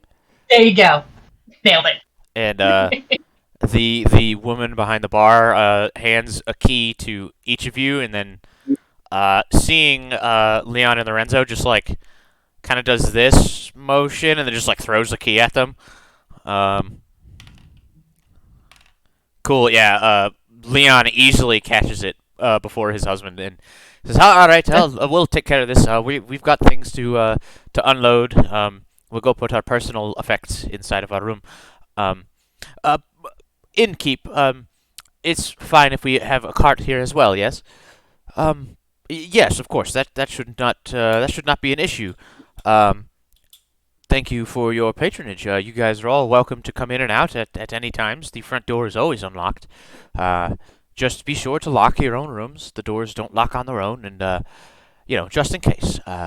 We don't have any sort of crime here, but well, okay, maybe not just no crime, but yeah, petty thievery is not something that we generally worry about. But just in case.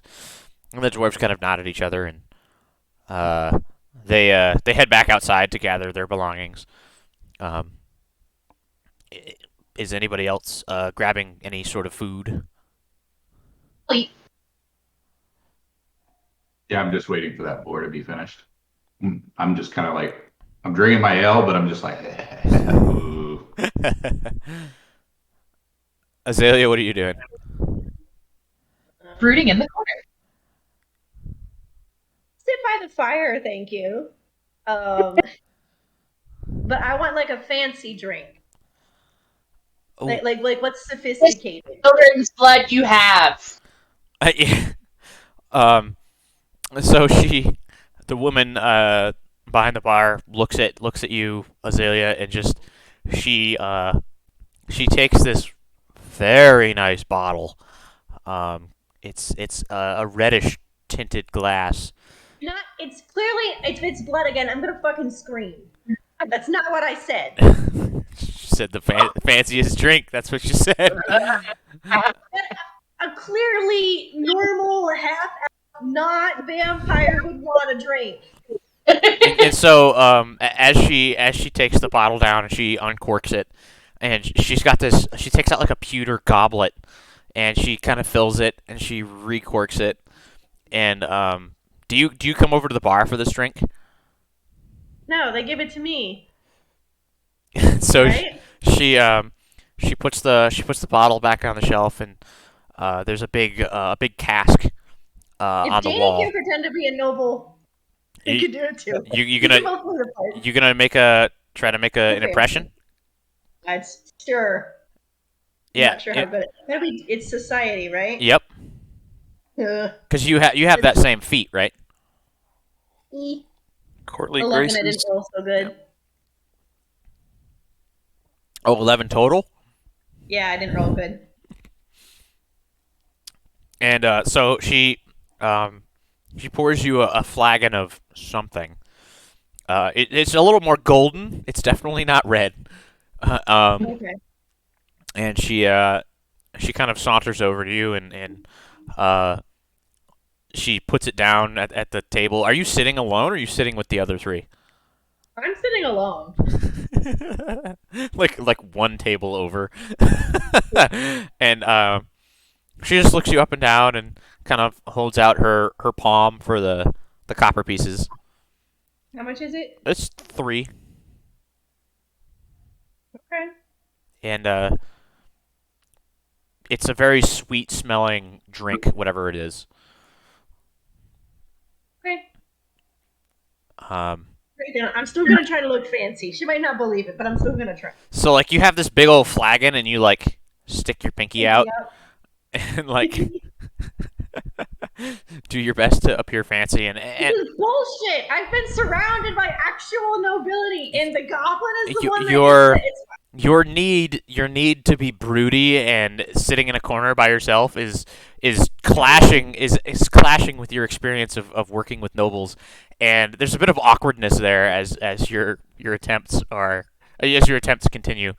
And so at this point, you know, the dwarven wizards are kind of moving in and out. They're kind of going down a corridor presumably to their room, and they're moving things in and out. And finally, they kind of go sit on their own, also on the other side of the room, like on the kind of the door side, at a table there, just to kind of, I don't know, maybe get some privacy. Right? Say that again? We were each paying 14 for our rooms, right? Yes. Okay. I subtracted it. Just wanted to make sure I had subtracted the right amount. And then Cyra, on the way by, Leon tosses you a silver piece to just kind of recoup the loss there. Danny, you know, now that you've paid for your room, are you paying for food and drink as well? Yeah. Can I see what Azalea's doing? Brooding in a corner, drinking. Yeah. I mean, she got a fancy drink and stuff, right? she did. Yeah. Yep. Hmm. No, I think I'm just gonna get I'll just get a standard. I'll just ask for a regular mead. I don't want to be too pretentious. Is what I would basically say to her. To the barmaid thing. What was her name? So the one that's roasting the boar is named Tiffany. The other one hasn't introduced herself yet. And she pours drinks out for folks and starts bringing it. Cyra, are you getting food as well? And drink? I am. I want to kind of go up to the bar under the pretense of asking about drinks. Am I at the bar alone with her right now? Yeah. So Danny, you went to go sit with Tor after you had Cyra handle your room key for you. So yeah, Cyra, you are alone at the Quietly. bar.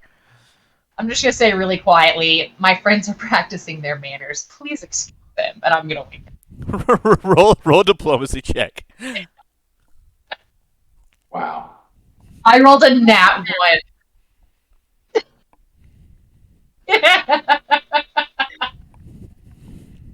Seems appropriate So, So did she say this? for our Yeah, go ahead, normal Roll. person.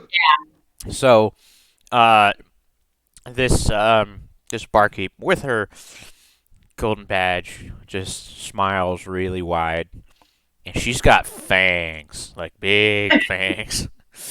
And she That says, answers the question I was going to ask. "Well, my dear, I do understand that some people have a certain lack of manners, but that's okay. I get it. Just be careful. Some folk are not as forgiving as I am, and Forbearing. as as she's finishing the drinks, she smiles and she gives you a short wink, Cyra, um, and steps back around the bar and delivers the ale in the mead to Danny and Tor there, and Cyra, you get a pint the same size as the rest of everybody else. um, and she kind of lets you guys sit in silence for a little while, and it doesn't take very long at all for Tiffany to start carving off big chunks of boar meat and like handing it to you guys. And like there's bread and there's actually a small soup of some vegetable. You're not really sure what that goes with it, and so it's a pretty hearty meal that she kind of serves everybody. And you know, they just kind of watch you in silence as they're cleaning things and serving things. And is there anything you guys want to do while you're eating or talk about? Casually observe the room. How many vampires do I see? That's a great question. Roll a perception check.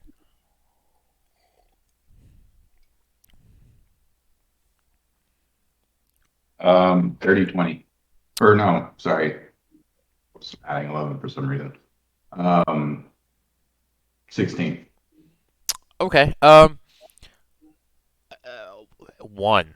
As far as you can tell, it seems that the barkeep, who has yet to introduce themselves, is the only woman that is here that is also a vampire. The other appears to be probably a Dampier, a half vampire. Um, Tiffany? so born to Tiffany. Born to a mortal parent and a vampire parent. Um, but yeah, that's kind of what you can tell. They're the only other two people in the room besides you six. Um, it's like getting toward mid afternoon now, and there's like nobody in here. So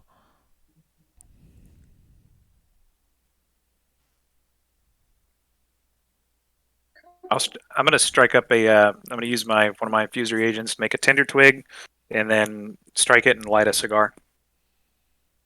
okay. Um, as you do that, the the vampire, she's at the bar and she's just watching you, and she takes out a cigar. She says, "Could I get a light, young man?" Why, yes, my lady. And then I walk over to the bar, quite daintily, a little, not daintily, but, trying to be fancy, Uh huh. and hop up on the bar and use whatever's left of that tinder twig to light hers. And she takes a big puff on it and she puts it away and says, "So, my esteemed colleagues working for House Trifu, you arrived here much more quickly than I thought you would. I'm certainly glad of that. There is much work to be done. I'm sure you saw the prisoner on the road. Yes." She's addressing all of you. She's speaking loud enough for all of you to Oh, hear. okay. Can't hear you, Courtney.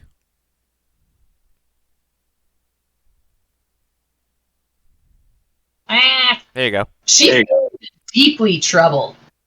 What was that, like, unstable, crazy?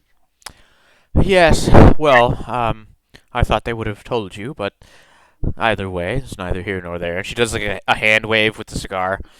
She says, the woman there, her name was Mihaela Kotrubas. She is quite insane, I'm afraid. Uh, Parts of her neighbors were found around her home.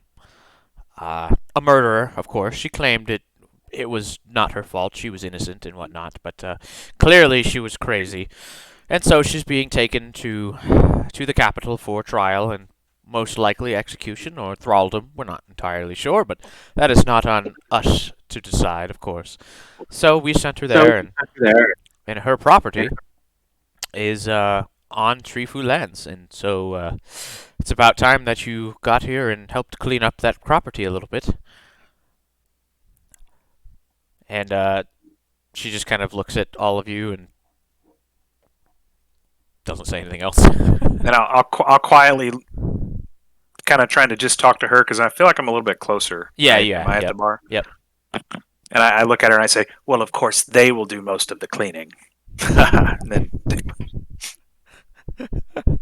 I don't know if they heard me, but you know. Tor heard you, but the rest of you are kind of lost in the sound of the flames and the roasting boar. And Tor is eating his fill now, but he's paying attention.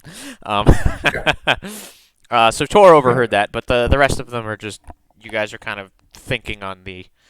I'm not gonna say anything now. I'll make a mental note of it though.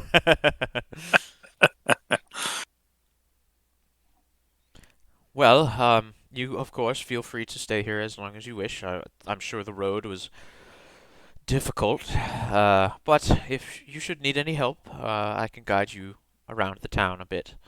Um, may I know your names? Cyra?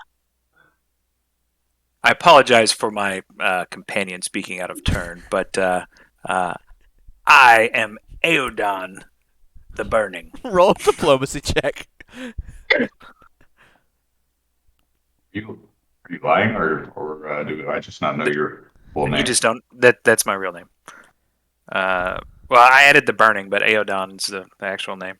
Diplomacy is 18.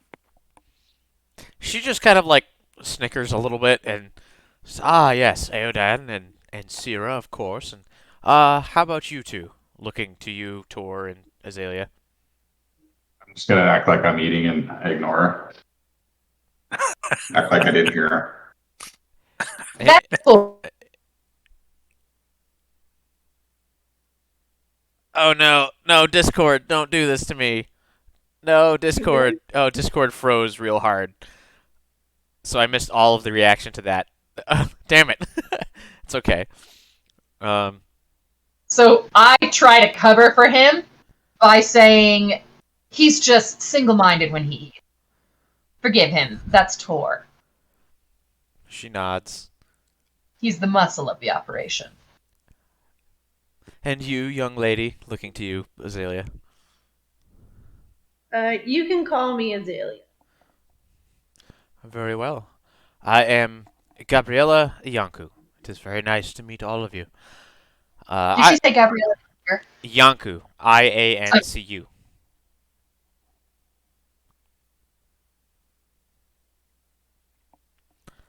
Sorry. No, it's okay. It's important to know these things. And she says, I own the Dog Rose Inn, and I also run the town. This is kind of my. I use this to get away from all of the paperwork and whatnot.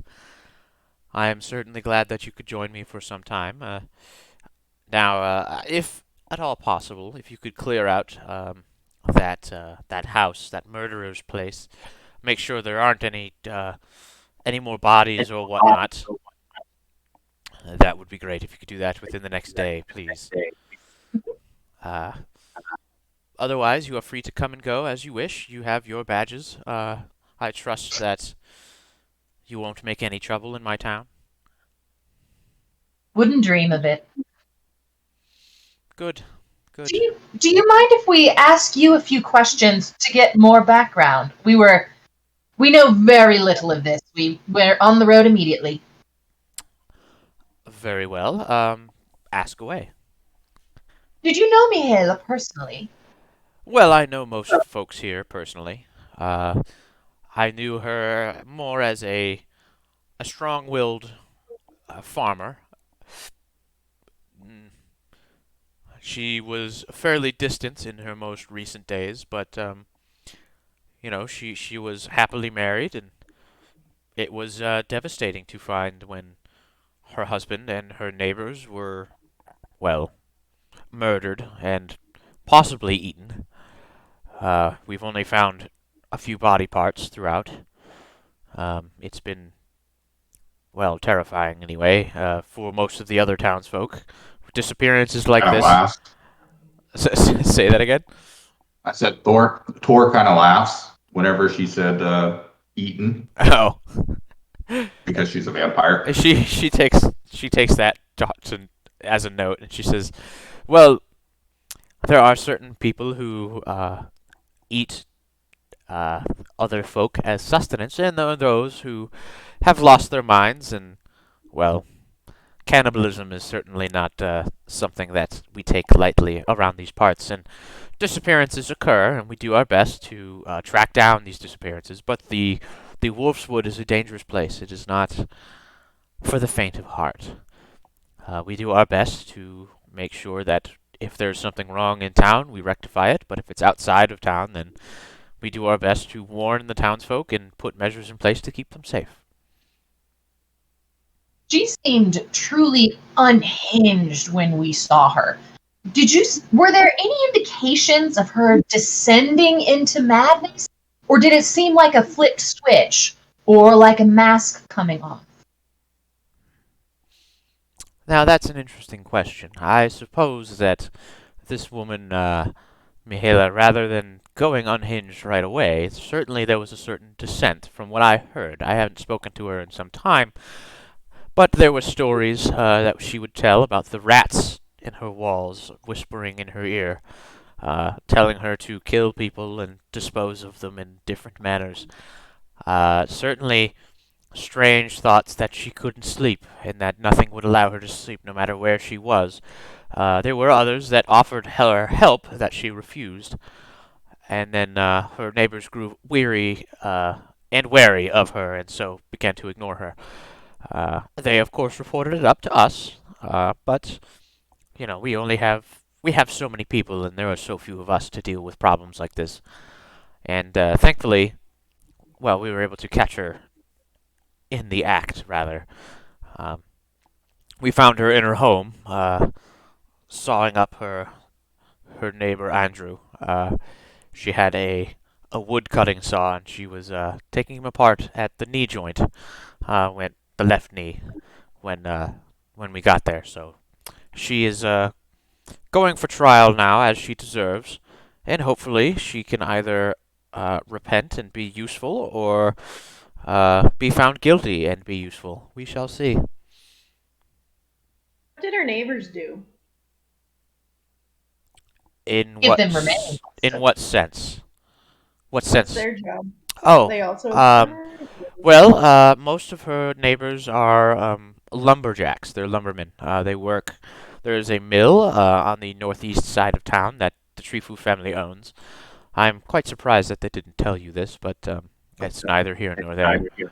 Well, just wanted to know what the victim pool looks like.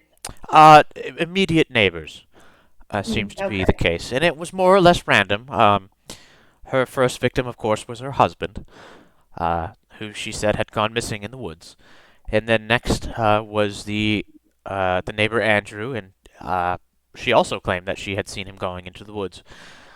Now people began to grow suspicious when she noted that her neighbor Michaela, she was not but 10 when she had disappeared into the woods. Well, people began to notice, on top of her strange behavior, that perhaps there was something more going on here, and Her final victim, uh, Alexandra, she was an elderly lady, perhaps in her 70s for a human woman. That's quite old. Uh, Most were convinced that she had probably just wandered off, but being all neighbors and combined with these strange sayings and whatnot, these people may not have been murdered specifically in this order. We think that they may have been kept, like in their in this woman's basement or their shed, perhaps. We're not entirely sure. This is why you're here, really, to help go through this investigation and to find out more of the facts so that we can send them back to the capital to really lock down what happened here and who died. Okay. Environmental factors.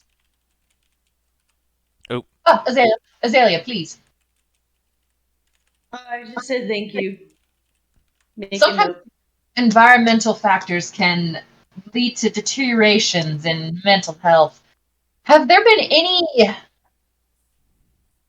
whether it's, you said she was a farmer, did she ever report coming across any plants she hadn't seen before? Did any of the lumberjacks report any strange happenings in the woods? Ha! Well, this whole place is full of strange happenings, my dear. This is something you will learn. I am afraid that all strange sightings and reportings cannot be taken necessarily seriously. It is quite dark here most of the time, and it is common to see things in the woods and to hear the howls of the wolves and whatnot. But strange plants or strange sightings on her farm, if they were seen, were unreported.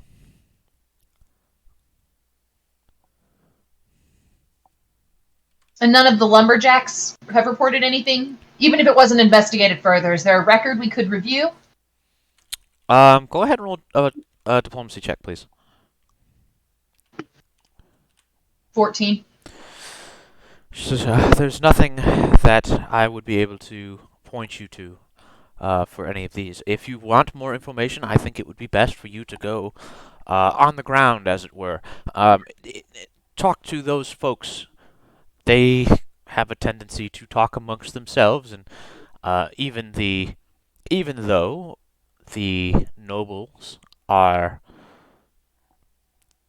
the influential folk here, not everybody trusts authority, whether or not we want them to. So, if you were to come under a badge of friendship or of trying to solve this case for friends or family and to stop such things from happening, that might offer you some insight. Is excellent advice, and we will take it. I have no further questions. I don't know about anyone else. Go ahead, Danny. Oh, go ahead. I was just going to lean forward and say, oh gosh, Madam Gabriella, thank you for satiating my companion's curiosity. I hope that we weren't too much of a stress on your evening. I hope you enjoy your cigar. And she takes a long drag at it and puffs a smoke ring kind of at you, and she reaches into her apron and takes out a key, and she slides it to you, Danny. I'm gonna obviously lose my composure a little bit. And be like, okay. And I grab it and put it in my pocket, and then she just smiles at you, and it's not necessarily a comforting smile. It's a little bit predatory. She's watching you kind of squirm. I just kind of I like awake and put my cigar. Obviously losing my composure a little bit. Okay. And so at this point, it's not even quite evening time yet. Is there anything you guys wanted to do for the rest of the day? Leon and Lorenzo say, well, they kind of huddle close so that the others can't hear, or at least, the owners can't hear. And Leon says, well, I understand that you wanted to come to with us to the ruins, but it seems that you're being dragged into something else. Is there a time we want to put aside for this? Or do we wish to just press onward to the ruins in the morning and maybe take care of this rat woman problem murderer? And they kind of look at each other like they don't really know how to handle it. I expect we're rather obligated to take care of this immediately. If you have the forbearance to wait, it would be appreciated, but you're under no obligation. You've already carried us this. They look at each other and they shrug. And Lorenzo says, "Well, that's not too bad, I suppose. We can wait. Yeah, that'll be fine." And they kind of look at each other and nod and say, "Well, then we're going to retire for the evening, and we will come speak with us tomorrow evening, I suppose, to ensure that you're finished with whatever strange business that you are now obligated to take care of." So they get up and bid you all a good evening and disappear. Well, should we go ahead and take a first preliminary look? Make more detailed plans tonight and go back on the morrow? How far away is it? Gabrielle speaks up. Perhaps a 20-minute walk or so. It's not terribly far. We're on the edge of town, and she just lives north on the edge of town, on the northeastern side, just beyond the logging camp. Okay. What is there some kind of like a clock or something that indicates what the time is? You can probably look outside. No, there's no clocks or anything like that. And it's kind of dark and it's hard to tell. There's a lot of clouds and whatnot, but as you've kind of gotten through this country, you've kind of figured out as the clouds start receding, you're getting towards nighttime.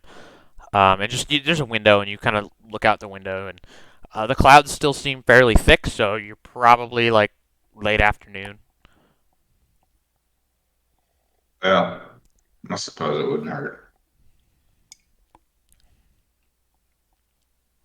Okay. Danny, are you going along with them or what? Oh, for sure. Yeah, but can we keep an eye out for maybe a clothes store, a clothes store? I want something nicer. This is I think it's off-putting. Absolutely. Awesome.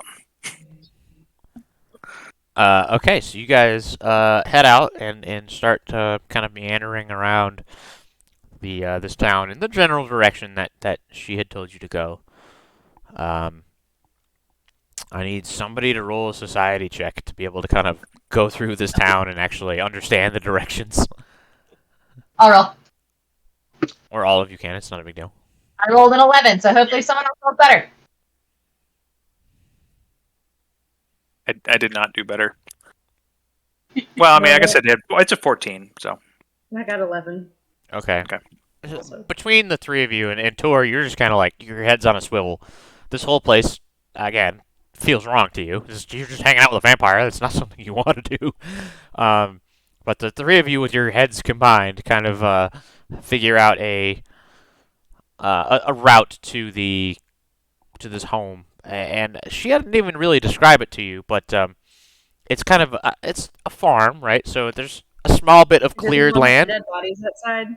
I bet it's the one with the dead bodies outside. There's no livestock. The fields are fallow.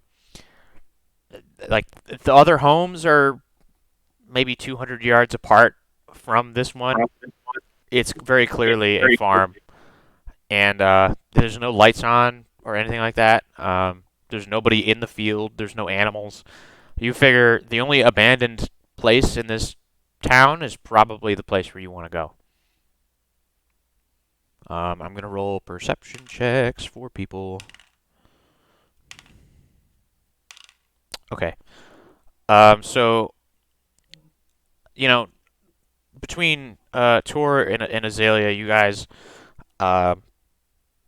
recognize that the nearest building to this area is that logging camp. There's like a small like mill. There's like a little stream that seems to be powering a water wheel. Um, and there's a few workers over there. Get Like, River Run. there you go. Yeah. There's a two or three people over there, and but Danny and Cyra, you notice that this home has been empty for maybe a day. It looks like it's in disrepair compared to all of the relatively new buildings out here.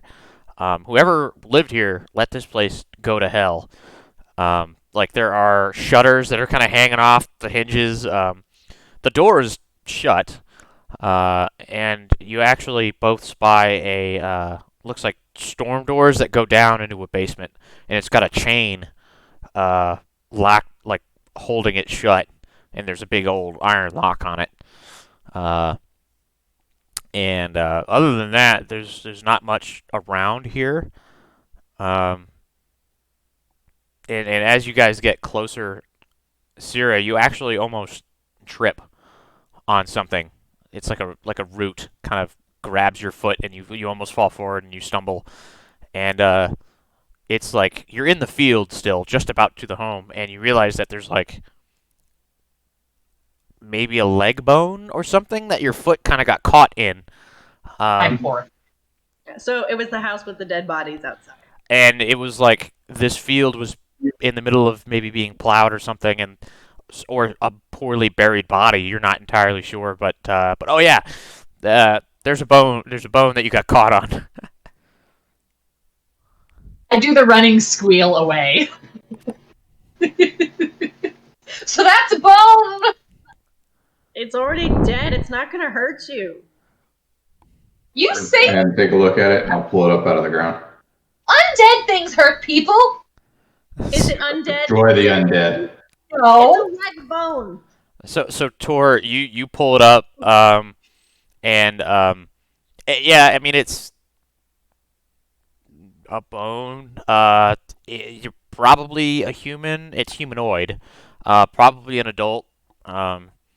You can't tell which bone it really is because as you look at it, it's covered in like tooth marks. It's been gnawed quite a bit. What has it been gnawed by? Tor, if you wanna, were you gonna ask something? Oh, yeah. I don't remember now, but yes, I am also intrigued by the gnawing. You can. Oh, I was just going to say, looks like somebody's definitely been eating on this. You guys can roll survival checks if you want to check that out. Oh, 15. natural one. I don't know. 8. 15. 19. So between the two of you, it looks like a large something with large teeth, like large incisors, like a large rodent maybe, but like way larger than anything that you're used to dealing with, even the giant rats that you had fought before. That was my question. But also mingled in there, you both notice that it looks like there's like much smaller teeth marks, and you realize it's probably roughly human-sized teeth, like gnawing on it. So there's a mix of things that had gnawed on this bone. I'm just gonna constantly cast Detect Magic. It's a cantrip, so. Okay. Because I am horrified. I don't want to be surprised by anything. I don't want shit to happen. Don't like. Is there any magic other than things we have? Okay. Nope. Don't like. So you guys get to the. Oh, go ahead, Danny. Believe I have a. I think we talked about it like a lore. I was going for like a dungeoneering, having him grown up in the Duper Hell and all that.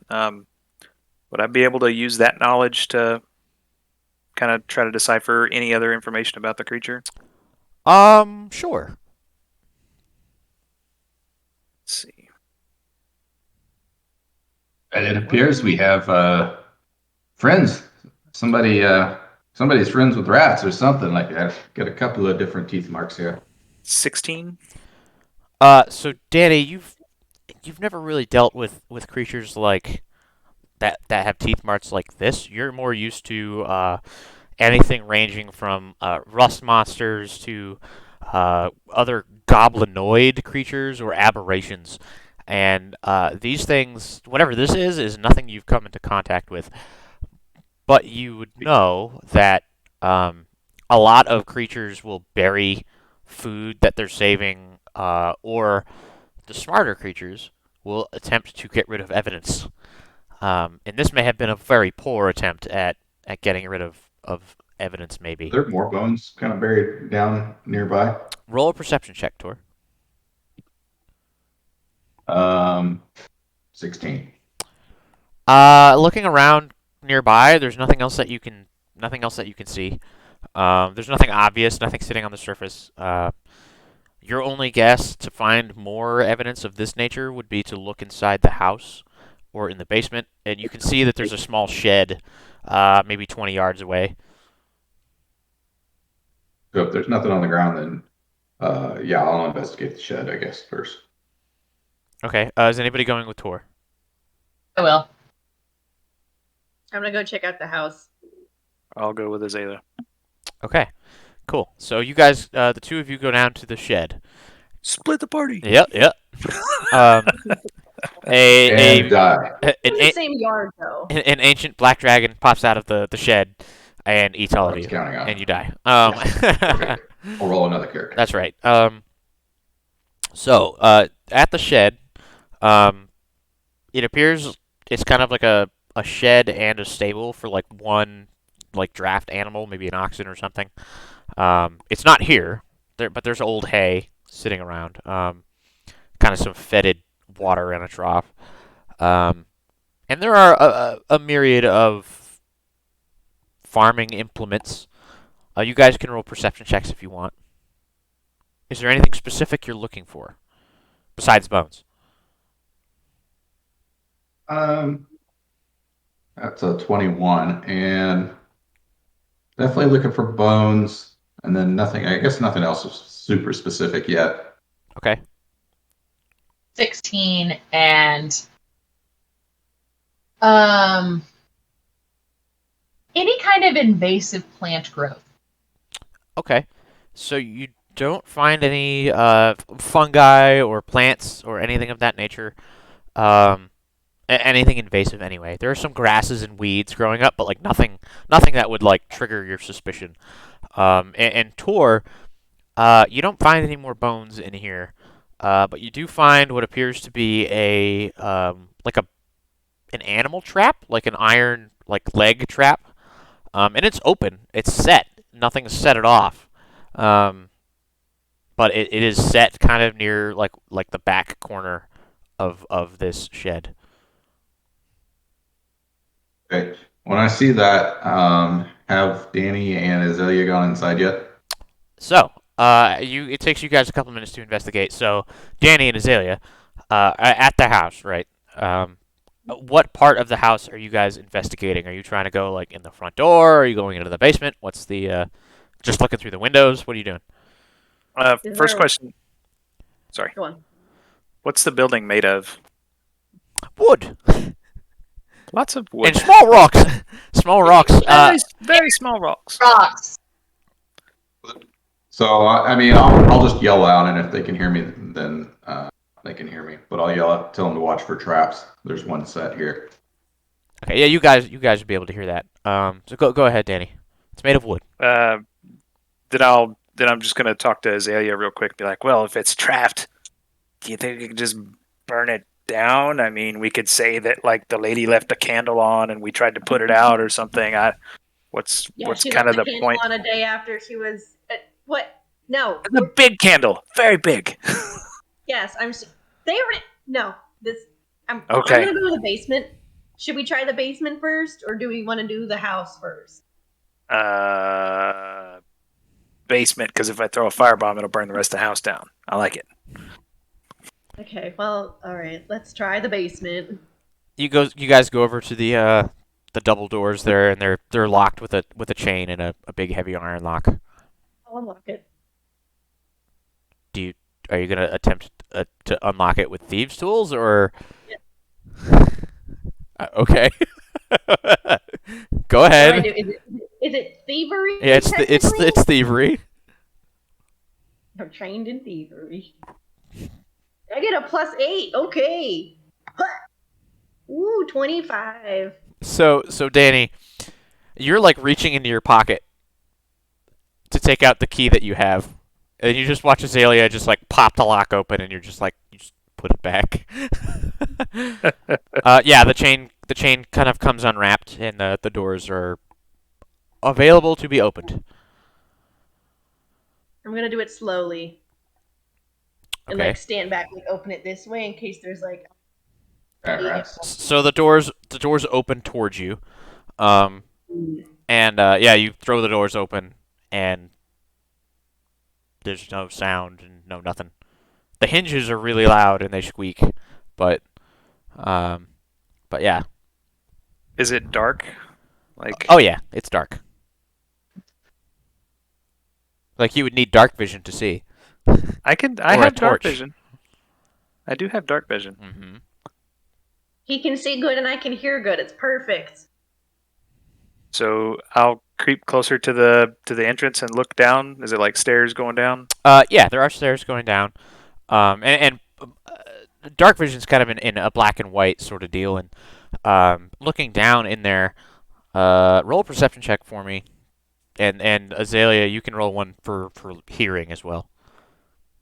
17. 27. Okay. Azalea, you hear a strange, like almost like a scratching noise, like little scribbling noises. Not necessarily inside the room. It almost sounds like it's coming from the walls. Um, and Danny, you can see down in there. There are like the floor is kind of like a light gray color, and then you see like some darker gray streaks, kind of like on the floor, and there's some splatters on the walls.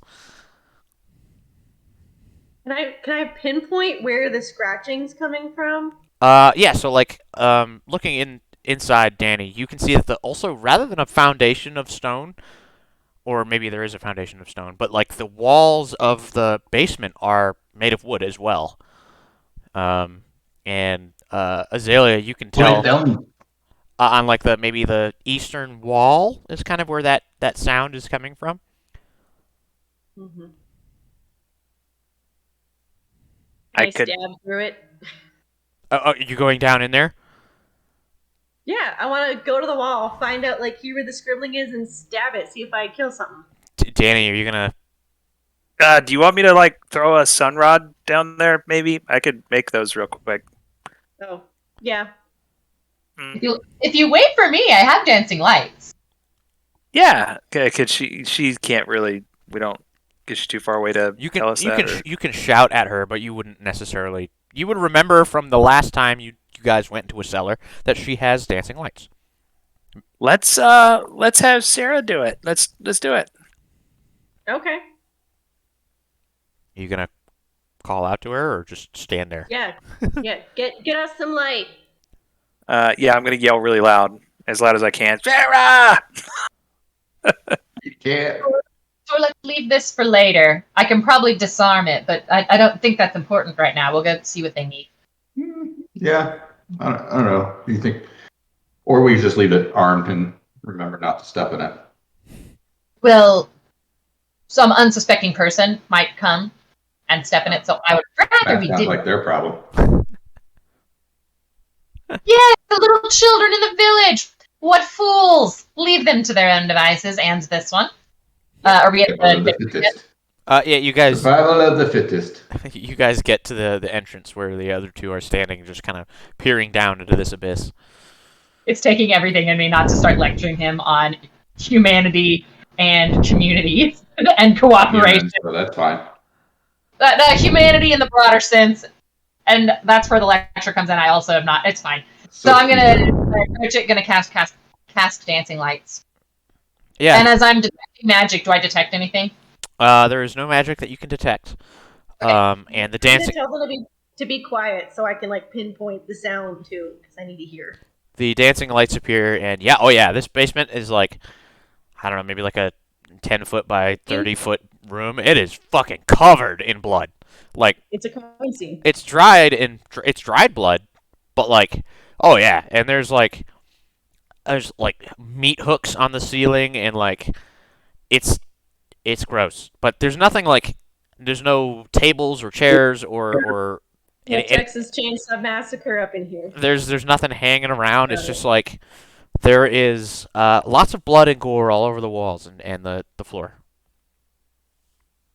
So yeah, Azalea, you head down in there, and you do manage to pinpoint. It's kind of like toward the eastern wall. You can't get an exact sense of where it is in the wall, so you just kind of like stab. There's wood. I don't kill anything though. You don't hear anything. You don't Can go. I, like, You don't really pry the go. wood off the You don't wall? go through the wood. You stab it, and I mean you're a rapier. You're not supposed. You're not supposed to be going through plywood. I got a dagger too. Oh. It's a little more. Okay. Are you gonna try to like pry shit off the wall? Like, what are you doing? Yeah. Okay. Um, do you have a specific I spot? hear something on the walls. What? Do you have a specific spot you're going after? Probably the one where it sounded like I was stabbing. Roll Around the area. roll a perception check for me. All right. 23? Okay. Give me a 50% range. 50 to 100? Okay. So as you are, you pull your blade back a second time to stab into the wall, and you bring it forward, and rather than a solid thunk, there's a strange hollow thump, and the blade just goes right through it. And as you look closely, you see that there's a The kind of house is a mimic! there's a seam in the wall, perhaps Ooh. a hidden door. I will try to open this hidden door. Okay, how are you gonna do I'm that? also going to tell them, though, before I actually open it, guys, there's a hidden door. Oh, that's cool. I want to see, and I'll barge my way down there. Tor, roll a perception check.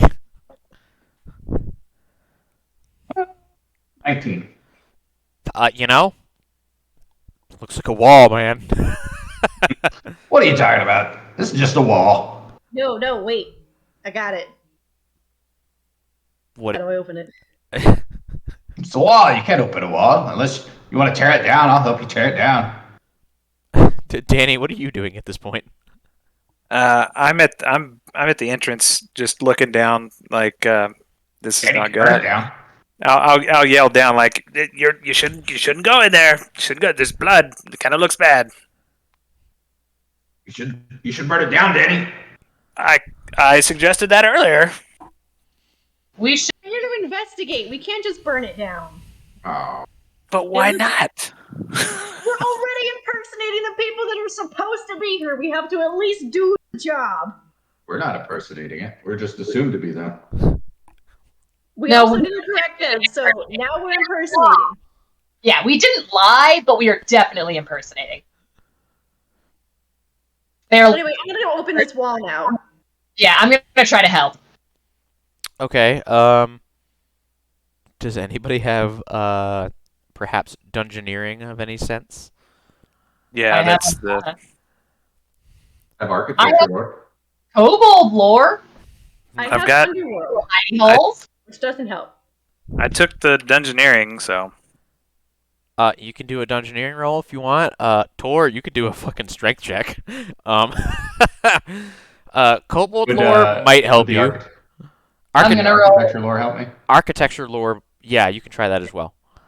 I rolled a 15 for Kobold lore. Okay. I heard a 21 from Danny. 9 for the lore check. Okay. Yeah, dude, And this is a fucking wall, Tor. Yeah. And Yeah. wall. it's load bearing, probably. If you're gonna take it out, you might knock the whole house down. But hey, whatever. Danny, you can kind of already tell that there's some sort of hidden door. There's usually like a latch or something. And Cyra, you kobolds do the whole trap and hidden door thing, and this is not the same construction, and you're not entirely sure where or how this would open. But Tor, as you're kind of like, you get a little frustrated with this wall because people are telling you things are happening, and you just like, you kind of back up, and you have your faux shard kind of standing at the ready, and you like back up, and your faux shard hits one of the meat hooks, and you hear it click, and then you see the door swings open inward away from you guys into a dark hallway. Holy shit! That's a fake door there. Wow! It's so that you I discovered. didn't believe you. I thought that was a wall. Well, send the light in. Cool. I will have my little dancing lights continue floating on down the hallway into the darkness, into the unknown. Okay. Do we see anything, or how far does the hallway go in a straight line? About 20 feet in a straight line, which is not too far. I'll move up behind the party. Okay. So as you guys, I'm gonna roll perceptions for people just to see what you guys see. Do you see what I see? So, Cyra and Tor, you guys are really on guard here, and you hear the same noise that Azalea was hearing, which is the chittering and the scrabbling of maybe small feet, and it appears that this hallway, it goes straight and it branches into two to the left and right, maybe about 20 feet down, and this hallway continues on into the darkness, but there's a big iron grate that's in the way. But yes, you guys hear this. The rest of you see that there's an iron grate, but you can't really tell. This is all kind of like it's like dug into the dirt. It's all like hard pack, and there's a few wood supports, but like this is not professionally made as far as you guys can tell. But yeah, so there appears to be at least 3 branches of this hallway. 3 branches. So you said it goes Forward. It splits left and right. Yeah, so forward, left, right. So. Oh, it Yeah. continues forward after 20 feet. Yes, but there's an iron like grate, like an iron door in the way. Oh, okay, gotcha. It's like a prison door. You can see through it, but Yeah, I was just going to ask if it was like a cell door or whatever. yep. Okay. It keeps going, and there's also between Cyra and Tor, there's actually like a small lever next to The lever. the open hidden door. So go ahead. Where's that lever at? It's like on the left side, maybe 5 feet in, beyond Oh, okay. the open door. So it's probably to open the hidden door from the other side. Probably. Okay. I hear the little feet. You think those are the rats or whatever? Think so, Hold your Sarah? hand, Jonathan. Yeah. Heck, those good ears of yours. Hello? Okay, sorry. Hello. I don't hear anything telling us to murder anyone, so it's not the extent of the mystery, but yes. That is, yeah, that is good. Hopefully, there's no kind of weird effects that'll change that. Oh, there's definitely some like black magic going on at the end of this hallway. All right, I am up for murdering someone. Can I make the switch closed? Okay, you can mage. Yeah, okay. So you cast Mage Hand, and Cyra, you all watch as this kind of shimmering purple hand reaches out and grasps the lever, and the lever ka-chunk, and the door swings closed in front of you. So now you're just staring at the wall again. No surprise there. Makes sense, but that would open and close it from the other side. Just needed to know. I'll go ahead and try to find that meat hook again and start Grab hitting a bunch of them. Yeah. Yeah. You just start kind of hitting them because you weren't sure which one specifically it was, and you find it's like the one right next to the door. It's so very well hidden, and you hit it, and it kerchunks open, and it swings back. Hey, guys, it's this one. Not that it really matters to you, Danny or Sarah.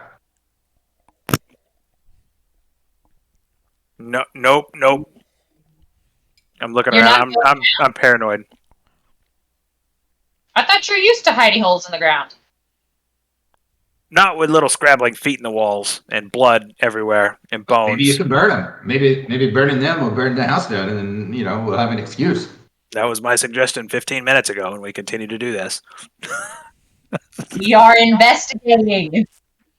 So as you guys are having this conversation, the chittering sound kind of gets louder, and at the intersection of the hallways, you see a few pairs of red eyes kind of looking at you from around the corner. Go ahead and close the door to give ourselves more time to think about it.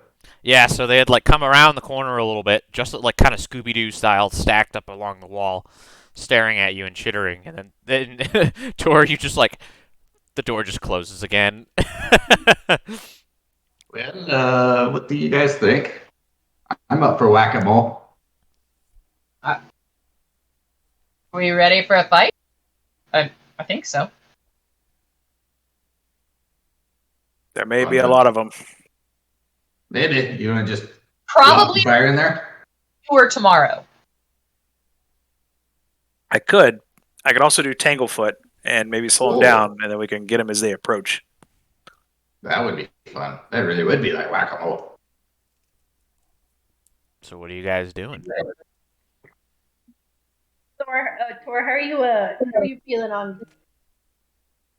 Yeah, I could be doing better, but We can do this tomorrow. Yes, yeah, we can always. The rats will probably still be here. And if they're not, that's problem solved. So that's all true. Not really, but okay. it's someone else's problem. It's no longer our problem. Yeah, we could do it tomorrow, and we can go check and see what's down that way. Yeah, sounds good. Did anybody see any blood in that hallway? Got the door open. Oh yeah, the floor and So some it of the looked like walls it was covered in it. covered all the way that way too. Yeah. So yeah, probably have to go that way anyway. I'm telling you, there's some like black magic summoning demon shit going on at the end of that hallway.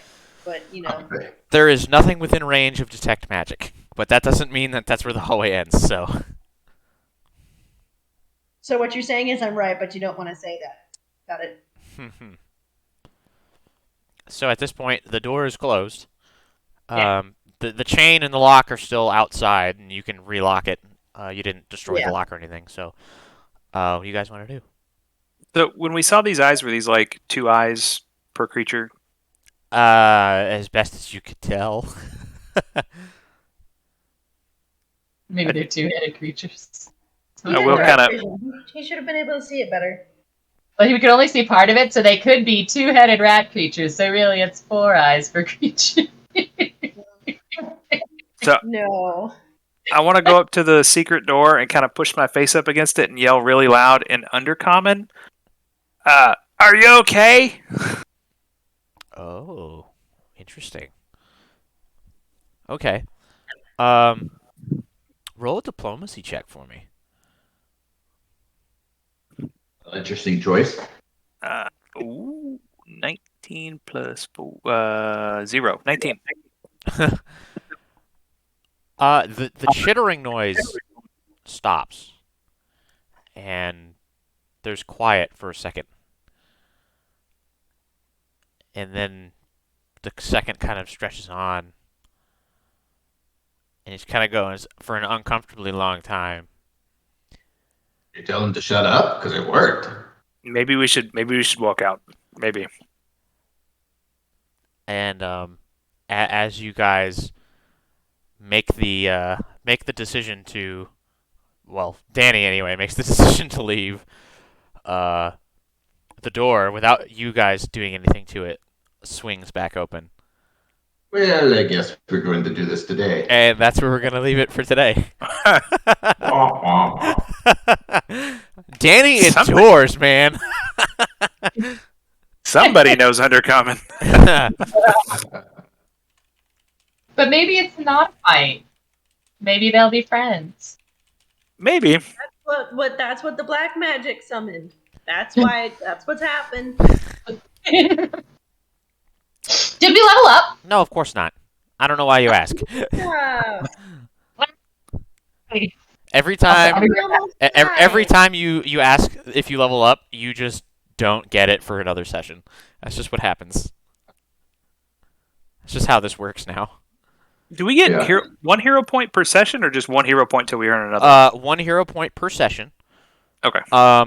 And then I can give you Paid, guys right? hero points throughout, and then I think as you get higher levels, you get more hero points, up to 3, Okay. like you said. Yeah, I was going to say, I think you can only get 3.